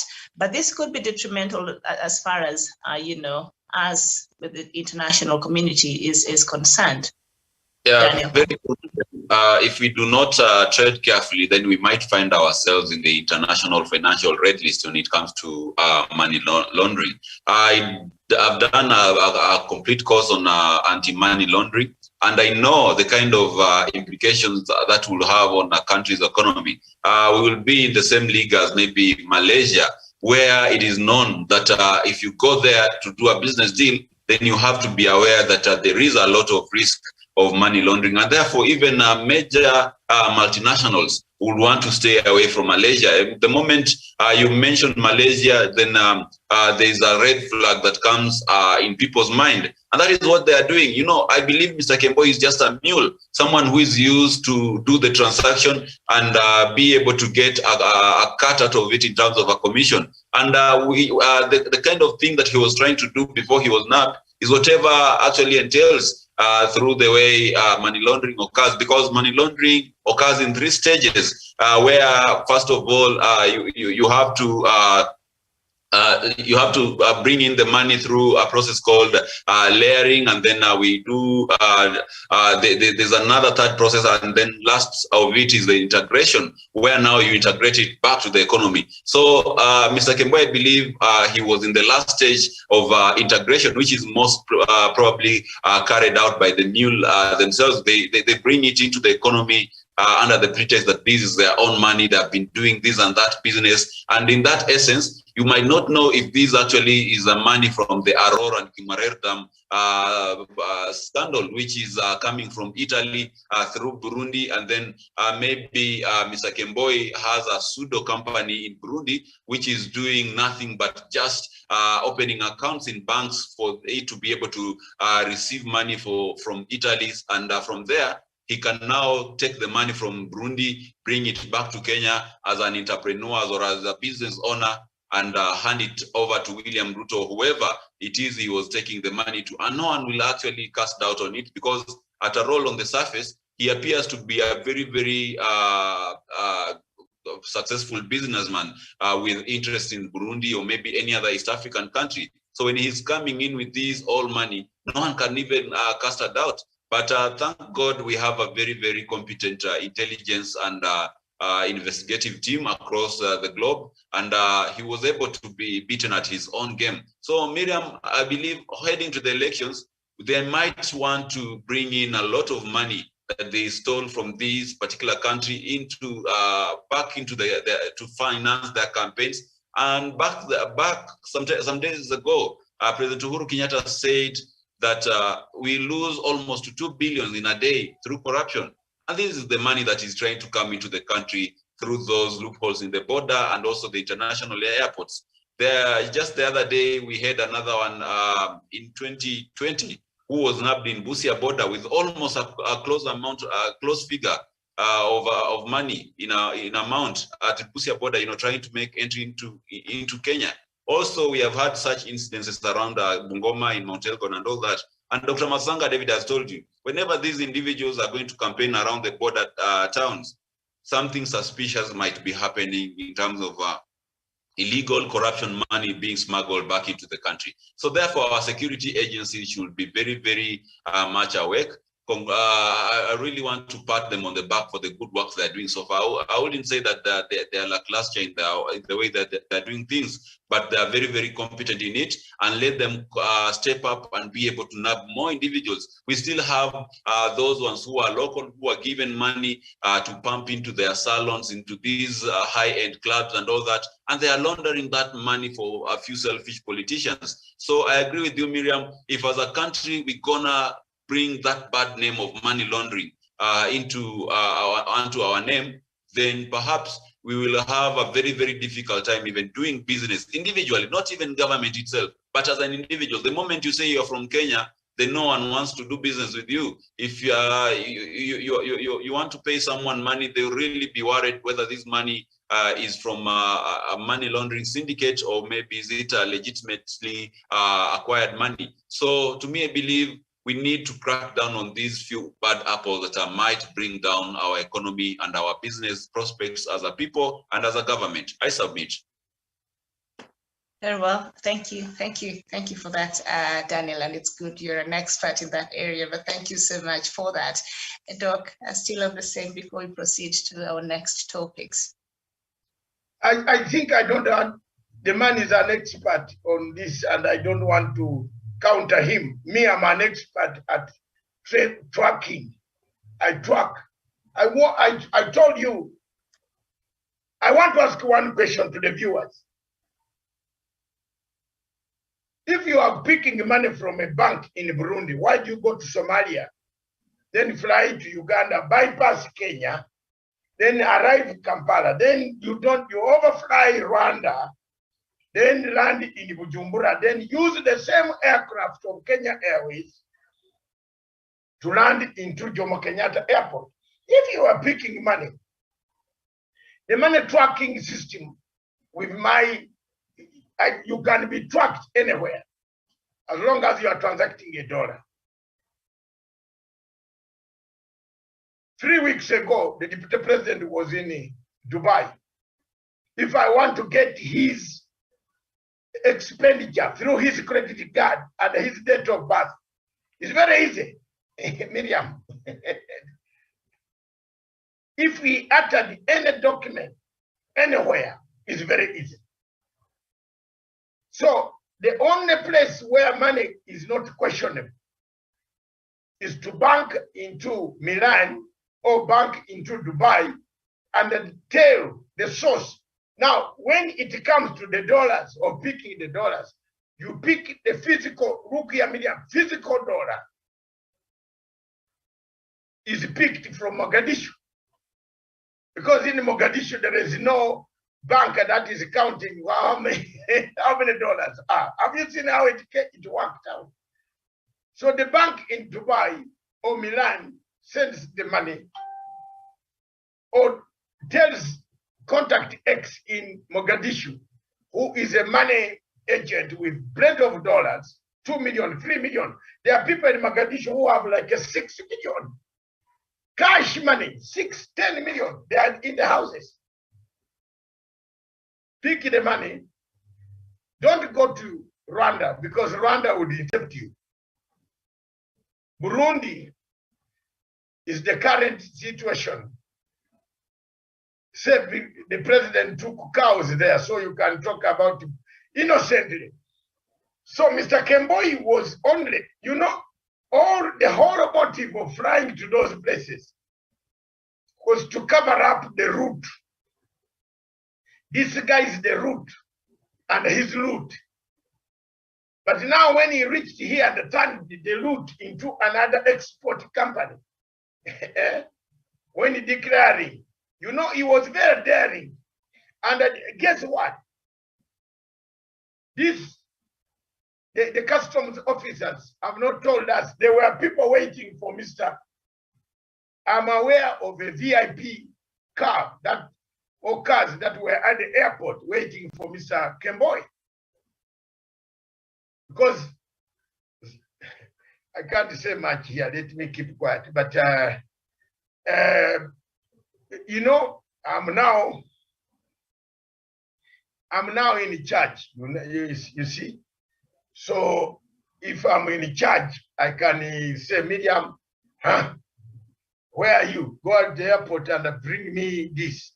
But up there, this very hard-working customs, Kenya Revenue Authority. Miriam, can I tell you, here I am, I make a lot of noise at times to people. But me, listen to me, I'm the most humble man to one, police, immigration, customs. I give these people respect. When I present myself at the airport, anywhere, when the police approach, to the extent that I have become friendly, they have become my friends. They ask everything. I don't have this pomp of saying I am so and so. No. I have very good manners. Wenyewe ndio wanakuja, you see Miriam, they come and ask you, oh, how are you, Daktari? Oh, Dr. Matsanga, how are you? Today, these days, we don't see you on TV. But I want my goods to be inspected. I want my suitcases to be inspected, scanned. I want every document of mine to be looked at. Because it is also very safe. These days, if you put a suitcase in the plane, in the hall, under carriage, your last fingerprints, the last fingerprints, you know they have brought a lot of Miriam, people used to do some dubious things on your suitcase. Don't worry about that now. Mr. Kemboi is the same one who caught the money from the first point. It will show that you are the only one. It will show those workers who carry the suitcase, their fingerprints are within the system. But if another fingerprint comes up on your suitcase and dismantles your suitcase and puts in some drugs or something, again, it will show. Because people have been killing it. You go with such a suitcase to China, my dear. You know what you find? You find 2 kilos of cocaine. China, you know you will not come back alive. You will come back through heaven or hell. So they have devised that method. The last handling officer, the fingerprints must be always. So if in London, they will check on the suitcase and they say, no, when did you last touch this suitcase? I said, I touched it when I'm putting it on a wearing machine. And it is there. And that system at the entry point, it shows you last touching the suitcase. So Mr. Kemboi must have messed up, knowing very well that when I come, somebody is in charge of the country at the moment. I will arrive and I will be picked. You know, when I just tell them I'm going, this money is for so and so. No. One custom officer, 2 of them say, no, this is a huge amount of money. We are sorry. We need more documents for it. Miriam, the story ends there.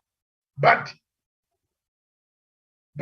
as you rightly say, we might be spoiling our credit ratings. If many of these instances of money laundering appear in Kenya, we might be killing our economy. Like South Africans have killed their economy, Nigerians have killed their economy. You can't trust a credit card from a Nigerian of Buhari.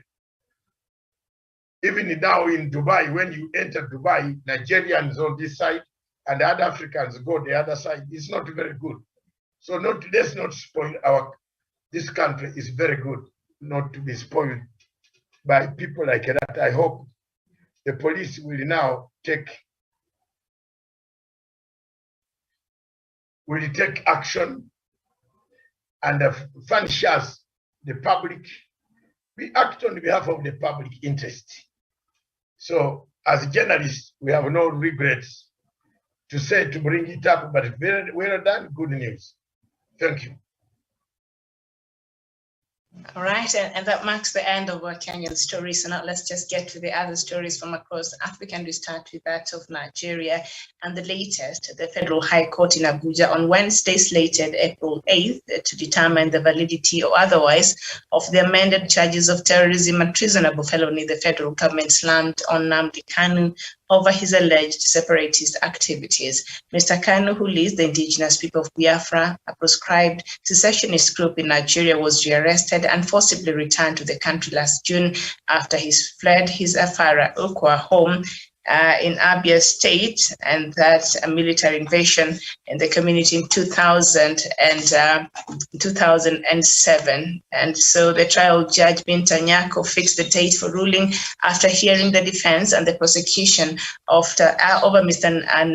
Kanu's application on Wednesday. Mr. Kanu's lead counsel, Mike Ezekome, argued that the 15-count amended charge was invalid. So I guess Biafrans and Nigerians shall be waiting for that verdict on 8th of April. Doc, you can start us off in that conversation. Thank you very much, Miriam. First of all, Nigeria is on autopilot. I want to state this categorically, the president, and let's see the pictures of General Buhari. Stephen put them on yesterday he showed his two colors, because I've never seen him dress up a shirt, this teenager shirts, and doing this and that. He was in Brussels in one of the hotels where they are staying, and he showed up that a country is in charge of a country. But the truth is that Nigeria is on autopilot. It is falling anytime. There it is, Mr. Buhari. I think with this gentleman, I know him. I think he's a foreign minister, if I'm not mistaken. Is he Chakwera or not the president of another country? But Mr. Buhari is leading a country which is on autopilot. Killings, abduction, Boko Haram, kidnap, gangs, militias are killing each other. People are killing Nigerians. Nigeria is on autopilot. Before we go further, listen to this story of poverty. A story of poverty from one of the MPs in one of the countries in Africa. And listen to this clip. Then we make a conclusion, a stab on this one quickly, then we move to the last topic of European Union. In Uganda, the poor do not sleep because they are hungry. You can't sleep when your stomach is empty. Have you ever attempted to sleep when you are hungry? The sleep doesn't come. So in Uganda, the poor don't sleep because they are hungry, and the rich are no longer sleeping because the poor are awake. So we are having a country now where all of us are no longer sleeping. These days, whoever gets some money, like you, the chairpersons of districts, you have some money. You have built a nice house. Whoever builds a nice house now builds a very tall wall called the perimeter fence around the house. On top of the perimeter, someone has told us this wall you see there. You can't even see the house. It's a beautiful house, but somebody has hidden it in a wall. On top of the wall, we put wires. On the wires, we put electricity. And a certain word somewhere, danger. You touch, you die. Then you put CCTV camera. You rear dogs. German Shepherd, big, like 4. you buy a big gate with a chain. And in the house, you put burglary proof on every inlet. Windows, ventilators, doors, everywhere there is burglary proof. You have a scully. If you are unprivileged like some of us, the scully has a bow and arrow. Those who are privileged, like some of you, the Honorable Right, Honorable Speaker, they have a gun. But still, with that detail, you feel unsafe, insecure. Somewhere around 2 a.m., as you are trying to sleep, after a long day of meetings and so on, a storm comes, blows, and one of the branches on the tree drops on the house. You jump to check in the curtains. Who's coming? You realize it is a storm. You go back. As you are pulling the blanket on yourself, now around 3, one of the dogs knocks on the car and the alarm goes off. Then you jump out to see who's touching my car. You realize it is your dog playing. By the time you go to sleep, after running around your own house, it is now 5 a.m. and you expected in office at 7. So you see leaders come and they have a lot of sleep on themselves. They are not sleeping. So the poor don't sleep because they are hungry, and the rich do not sleep because the poor are awake.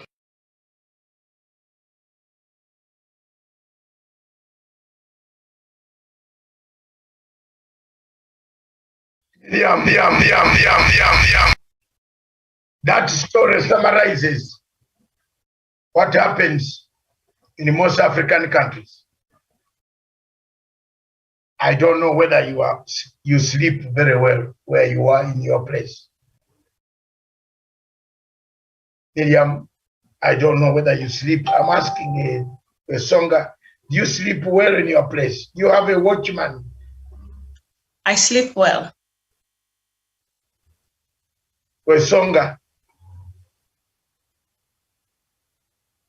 There are people in Nigeria who don't sleep at all. Yes, Wesonga? Yes, Dr. Masanga. Of course, we do have security where we live, but without that, I believe even Miriam won't be able to sleep at peace, because she knows at the gate we have someone who's waiting upon them, the entire family. So we cannot sleep well whenever. I agree with that particular gentleman in his analogy of things and how life is in general. Miriam, I don't think you sleep. You have to see something outside. You can't just give your life like that. But it's okay. Well. Yes, it's okay. Let's leave it that way. But let's look at the cross section of people across the world. How many of them? Yeah, Doc, from that clip, because I think we've discussed it before, I think he was referring, all of those people he was pointing out, the speaker and all that, they live in a place like, say, Karen, and just Karen, usually in a very leafy suburb. Beside that, there's a slum. So that is usually the contradiction and the juxtaposed conditions that makes these two very distinct, citizens not be able to sleep well, Karen and then Kibera there. You will not sleep well. Allah, okay. You can imagine in Nigeria, there are people who don't sleep at all. Some sleep on water. So I brought it today such that, can you see it is on auto? When the president of Nigeria arrived, Brussels, he slept very well. He slept very well, Miriam. You can see Buhari slept so well. He was even doing high, change, slept very well. But back at home, the country is on autopilot. Country called Nigeria is on autopilot. And let the people of Africa understand that there is a danger of a big country with a big population exploding anytime. Nigeria is on autopilot. I submit I call upon African Union, African people, African heads of state to help this country. People enter the house. People enter houses in Nigeria from a canoe on water. How so? If the canoe slides, you go in the ocean. Miriam, what type of life is this? Nigeria is on autopilot. The leadership seems not to be caring. The only time that the leadership of Nigeria has got freedom is when they are outside the country. It is now very clear that when they are outside the country, they tend to be freer than when they are inside the country. It is now very clear that Nigerians themselves have come to a conclusion that that's what the life we are going to lead. But Biafrans are saying, can we rearrange Nigeria? Why is the case of this young man? Because Mr. Buhari cannot tell you where he got this young man. Because he will be sued internationally. If he says, I rented him from where, how? There are procedures for rendition. That's why the judge is having very hard time in making judgment about this case. Because you have got to show procedure of rendition. Where did you get the papers? How did you take this man out? Did you steal him? Did you take him against his rights? So the judge is finding it very difficult, Miriam, because the government of Nigeria cannot tell the truth where it got this gentleman and how they were able to get this gentleman. The moment they come out and tell that country where they take, they will be sued in International Court of Justice for having done damage, it kills the reputation of the country. So that is where we are, and that's how we are. That is how we shall be. Thank you. Yeah, and I think, Doc, like, you know, when you look at the reason why I sleep well also is because the security apparatus in this country, they know what they're doing. So I sleep with that guarantee in my head. Okay, there could be cases of insecurity here and there, but I know that the security apparatus in this country are doing its work, so I afford to sleep well. But in Nigeria, that is not the case. That is not the case. So if I lived there, I would not sleep well.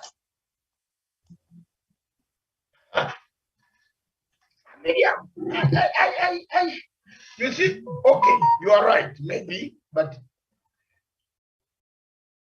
I don't know where you sleep, by the way, but where you stay, I don't know. But where I stay, I put cameras. I don't sleep well. Cameras are all over, all the whole place, the apartments, everywhere, from the road. So my eyes are always open. Silent ones and even open ones. Even the owner of the place, around the whole place, serious, and linked them to the police. Honestly, linked. You know, there are now cameras that you link to the police direct. So I can't say I sleep well. I can only sleep well like now in Mombasa. In the hotel, you can sleep well. Because the security, even in the hotel, I am never all right. I always carry my camera. I'm sorry, Miriam, a small one, which I put there. So this MP was trying to say, we are not safe. We are not equal. We have brought corruption. Nigeria has brought corruption. Not that because people who sleep on water in Nigeria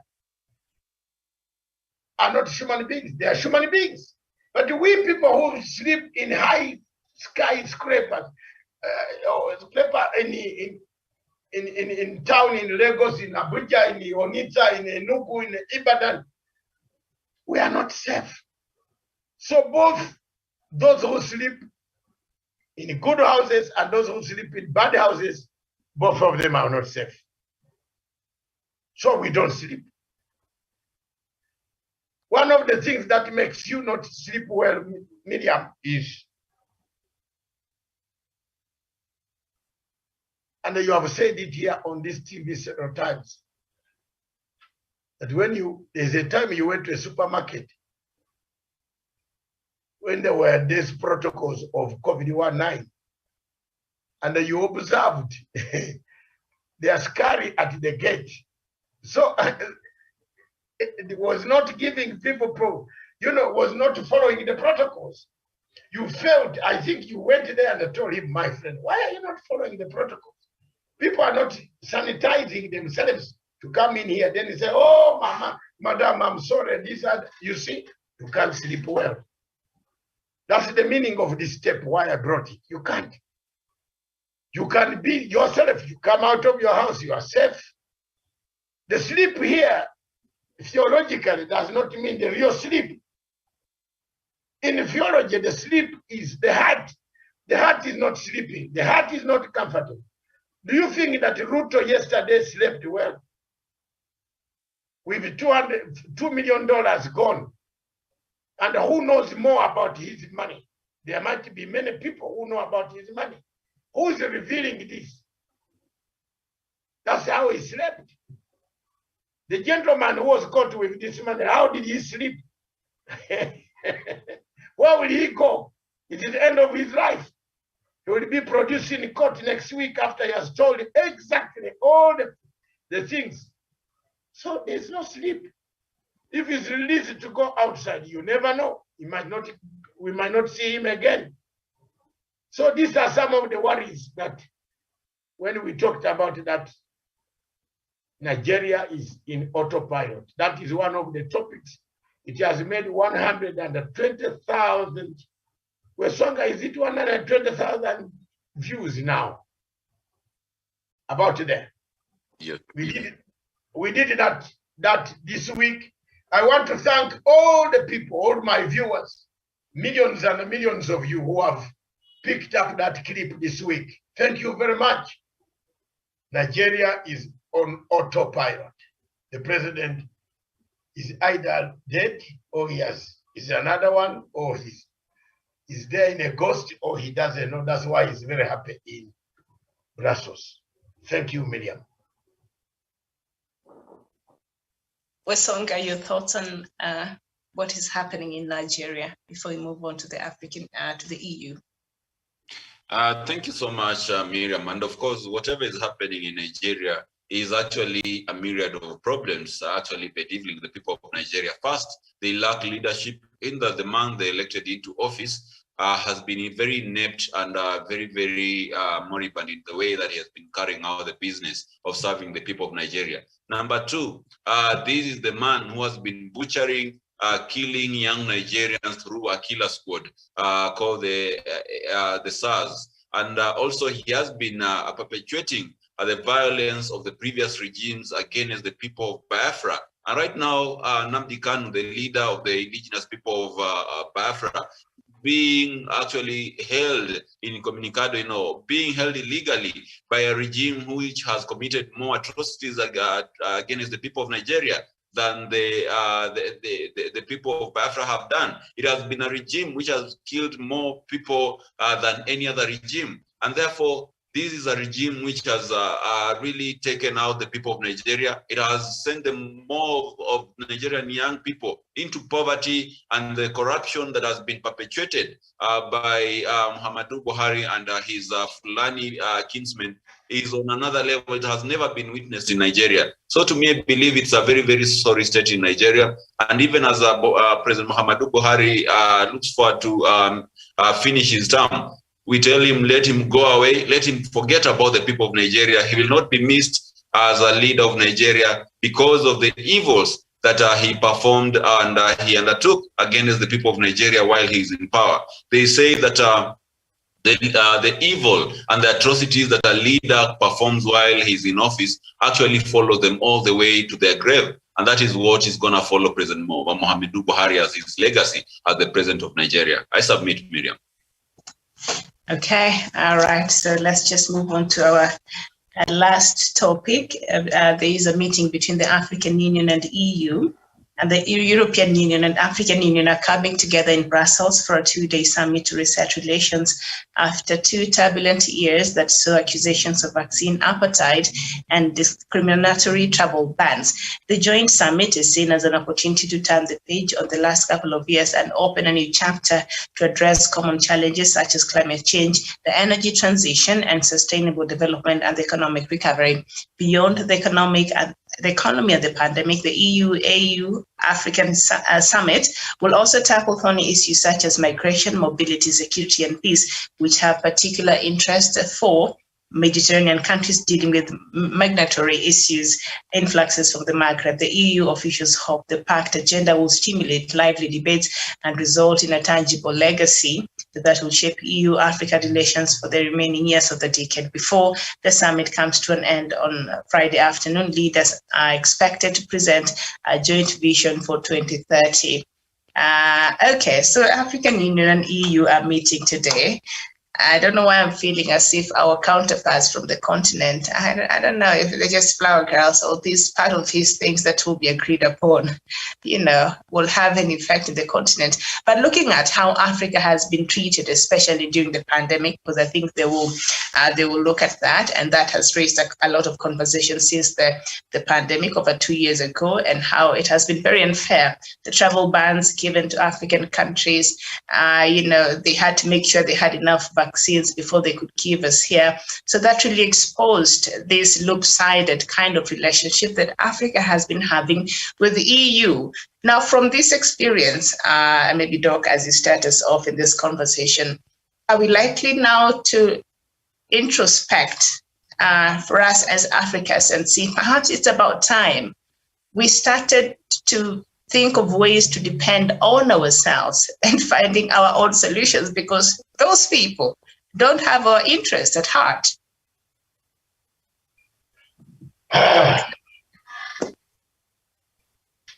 Miriam, as I open, can I sincerely tell you, if you look at the demeanor in which Macron was greeting African heads of state, I am happy Uhuru Kenyatta was not among those greeted by Macron, because we could have seen the pictures here. But if you look at that, I will not stay in that meeting. The guy was pocketing one hand. It means he doesn't care about who's there. It is very bad to be called to be sharing your own things. Some of these West African states are going there to share their own things. At least Kenya is going there, it has its own things. But this summit opens exactly, it comes. I watched one of the last sessions because they accepted me to listen. Yeah, President Uhuru Kenyatta appeared there. He came in, but he appeared his own, I think he was put on the panel. But let me tell you, there are things that worry me as David.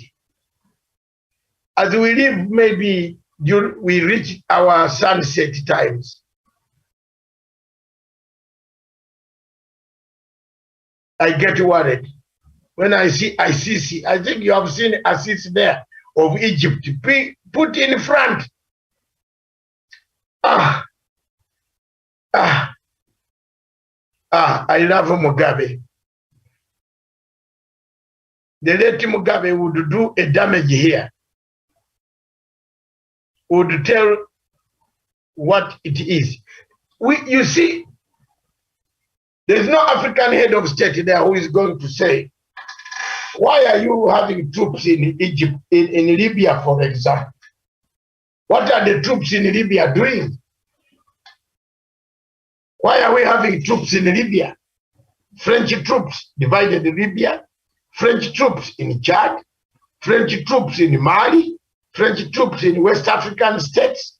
We've packed, but the ISIS and the terrorists are a few miles away from their barracks. Miriam, it's a sad story to talk about,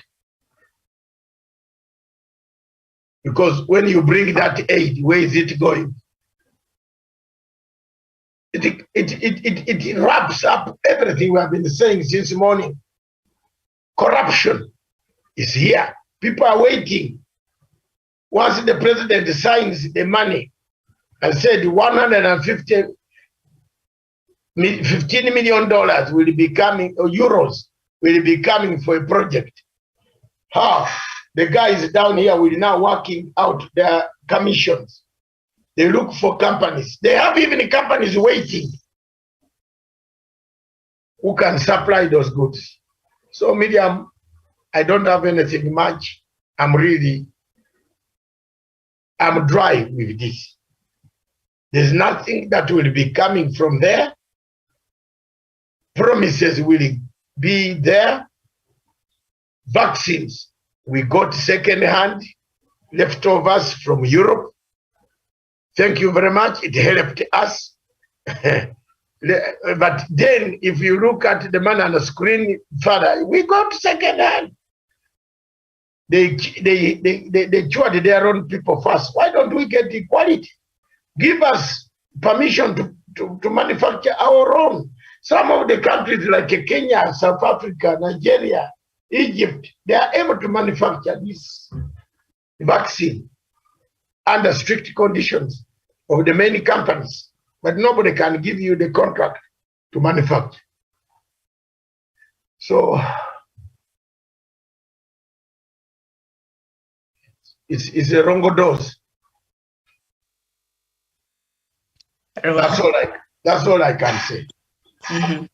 Wesonga, this new meeting, for me, I feel as though it's just a damage control that EU wants to, because they've showed us who they are. We knew who they are, but during this difficult period of time, they showed us who they are, and I think it's just a public relations exercise to try and do some damage control.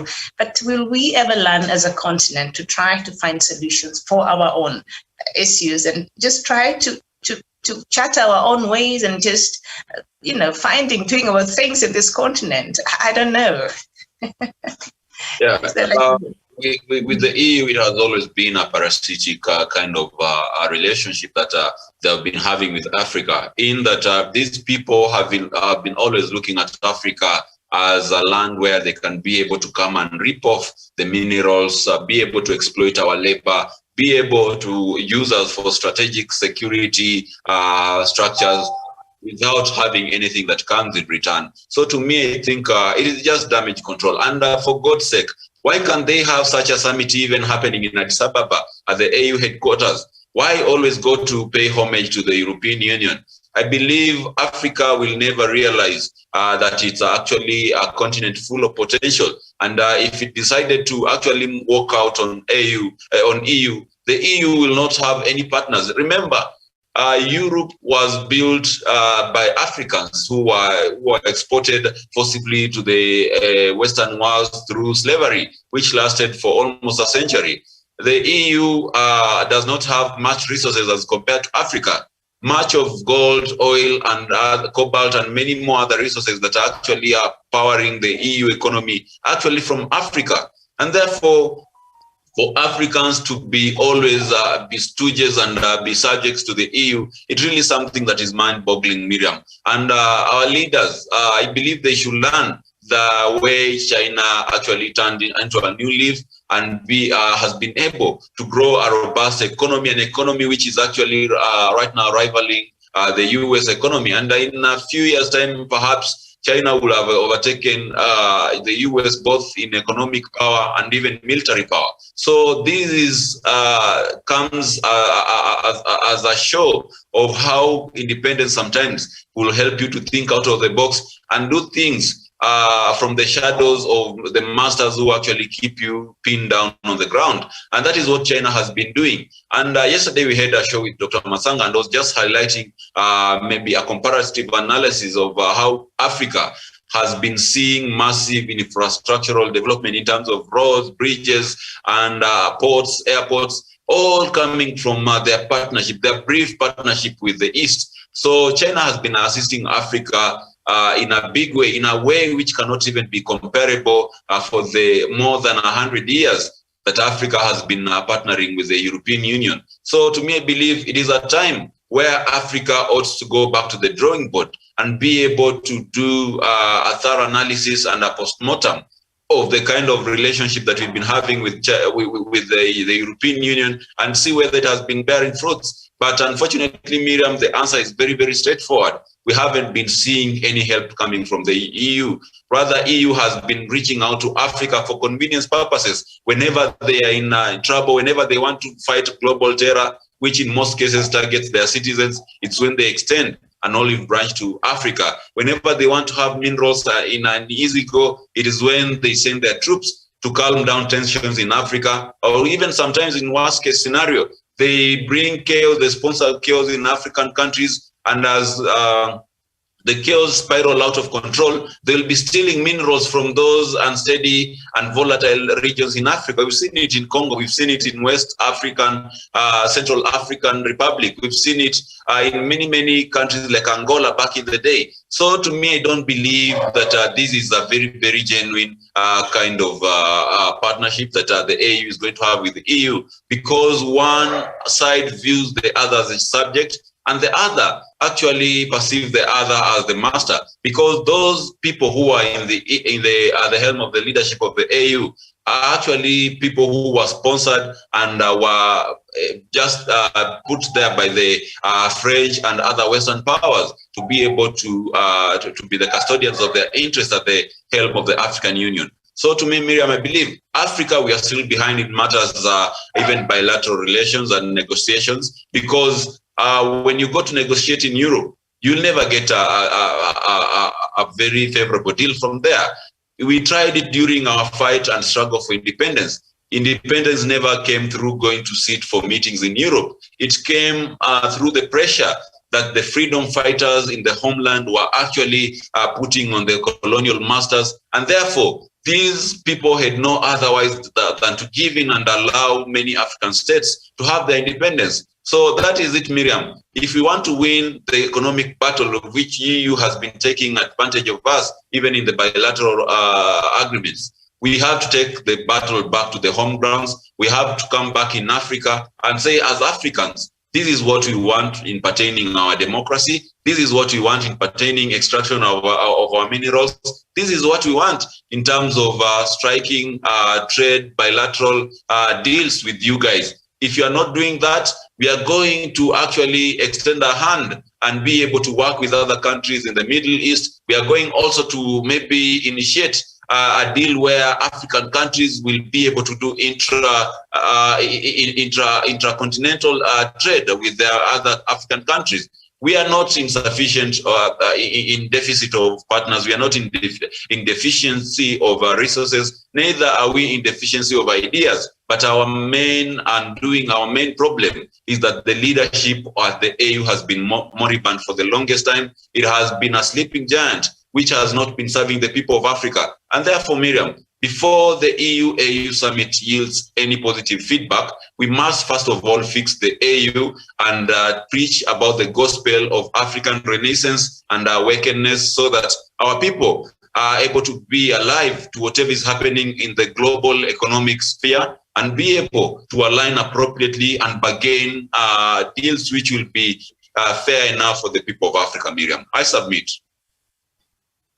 Very well. And before I bring in Doc, perhaps you could tell us, the viewers, what stood out for you this week, and then I'll take us back to Dr. Terry, who will conclude for us.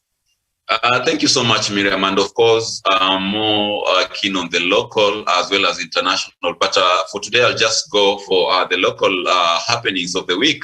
And Dr. Masanga has just posted something in regards to the Jubilee Party, the Red Army.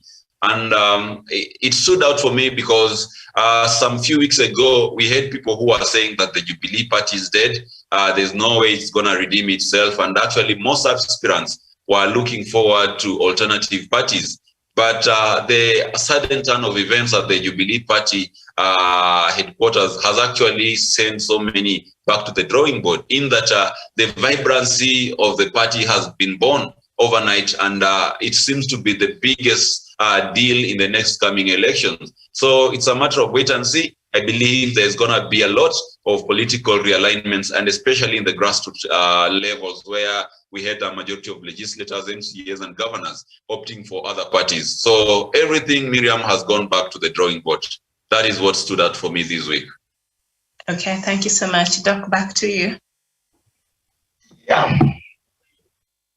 I don't know. Yes, I want to see those colors.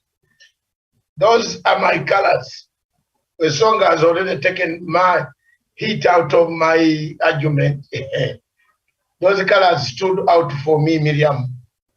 A rebranding of a new party on 25th. All of us will be at the stadium. Happy people. Let's start afresh without any person who is very hungry for money. That stood out for me. The ICC case stood out for me this week. The tampering of witnesses, the answers by the laying down by the prosecution of their case stood out for me this week. And then the autopilot stood out for me also. And when you see a country without a president, but with a president, it's running in all directions, Nigeria stood out for me. Another thing that has stood out for me is Madame Cholet, boss Gladys Cholet. She has struggled to get this money when William Mutunga actually forced her to get out of the judicial service. Well done, Madame Cholet, but don't give it out to Ruto for campaign. Keep it for the children. I can see you need, the children need that money. Cholet, Madame Cholet got a compensation. The court ruled that she was wrongly dismissed. So thank you very much. Until Sunday, 2 p.m., stay well, enjoy, prepare for this delegates conference. Let's wait and see the story developing. Maybe more money is kept somewhere, and those documents will actually show. By tomorrow, the police will give us, or they are waiting for what to do. Thank you very much. God bless you. Thank you, Miriam, for all what you have done this week, and Daniel, and other people who have been watching us. God bless you. This station is for Africa, with Africa, by Africa. Ciao.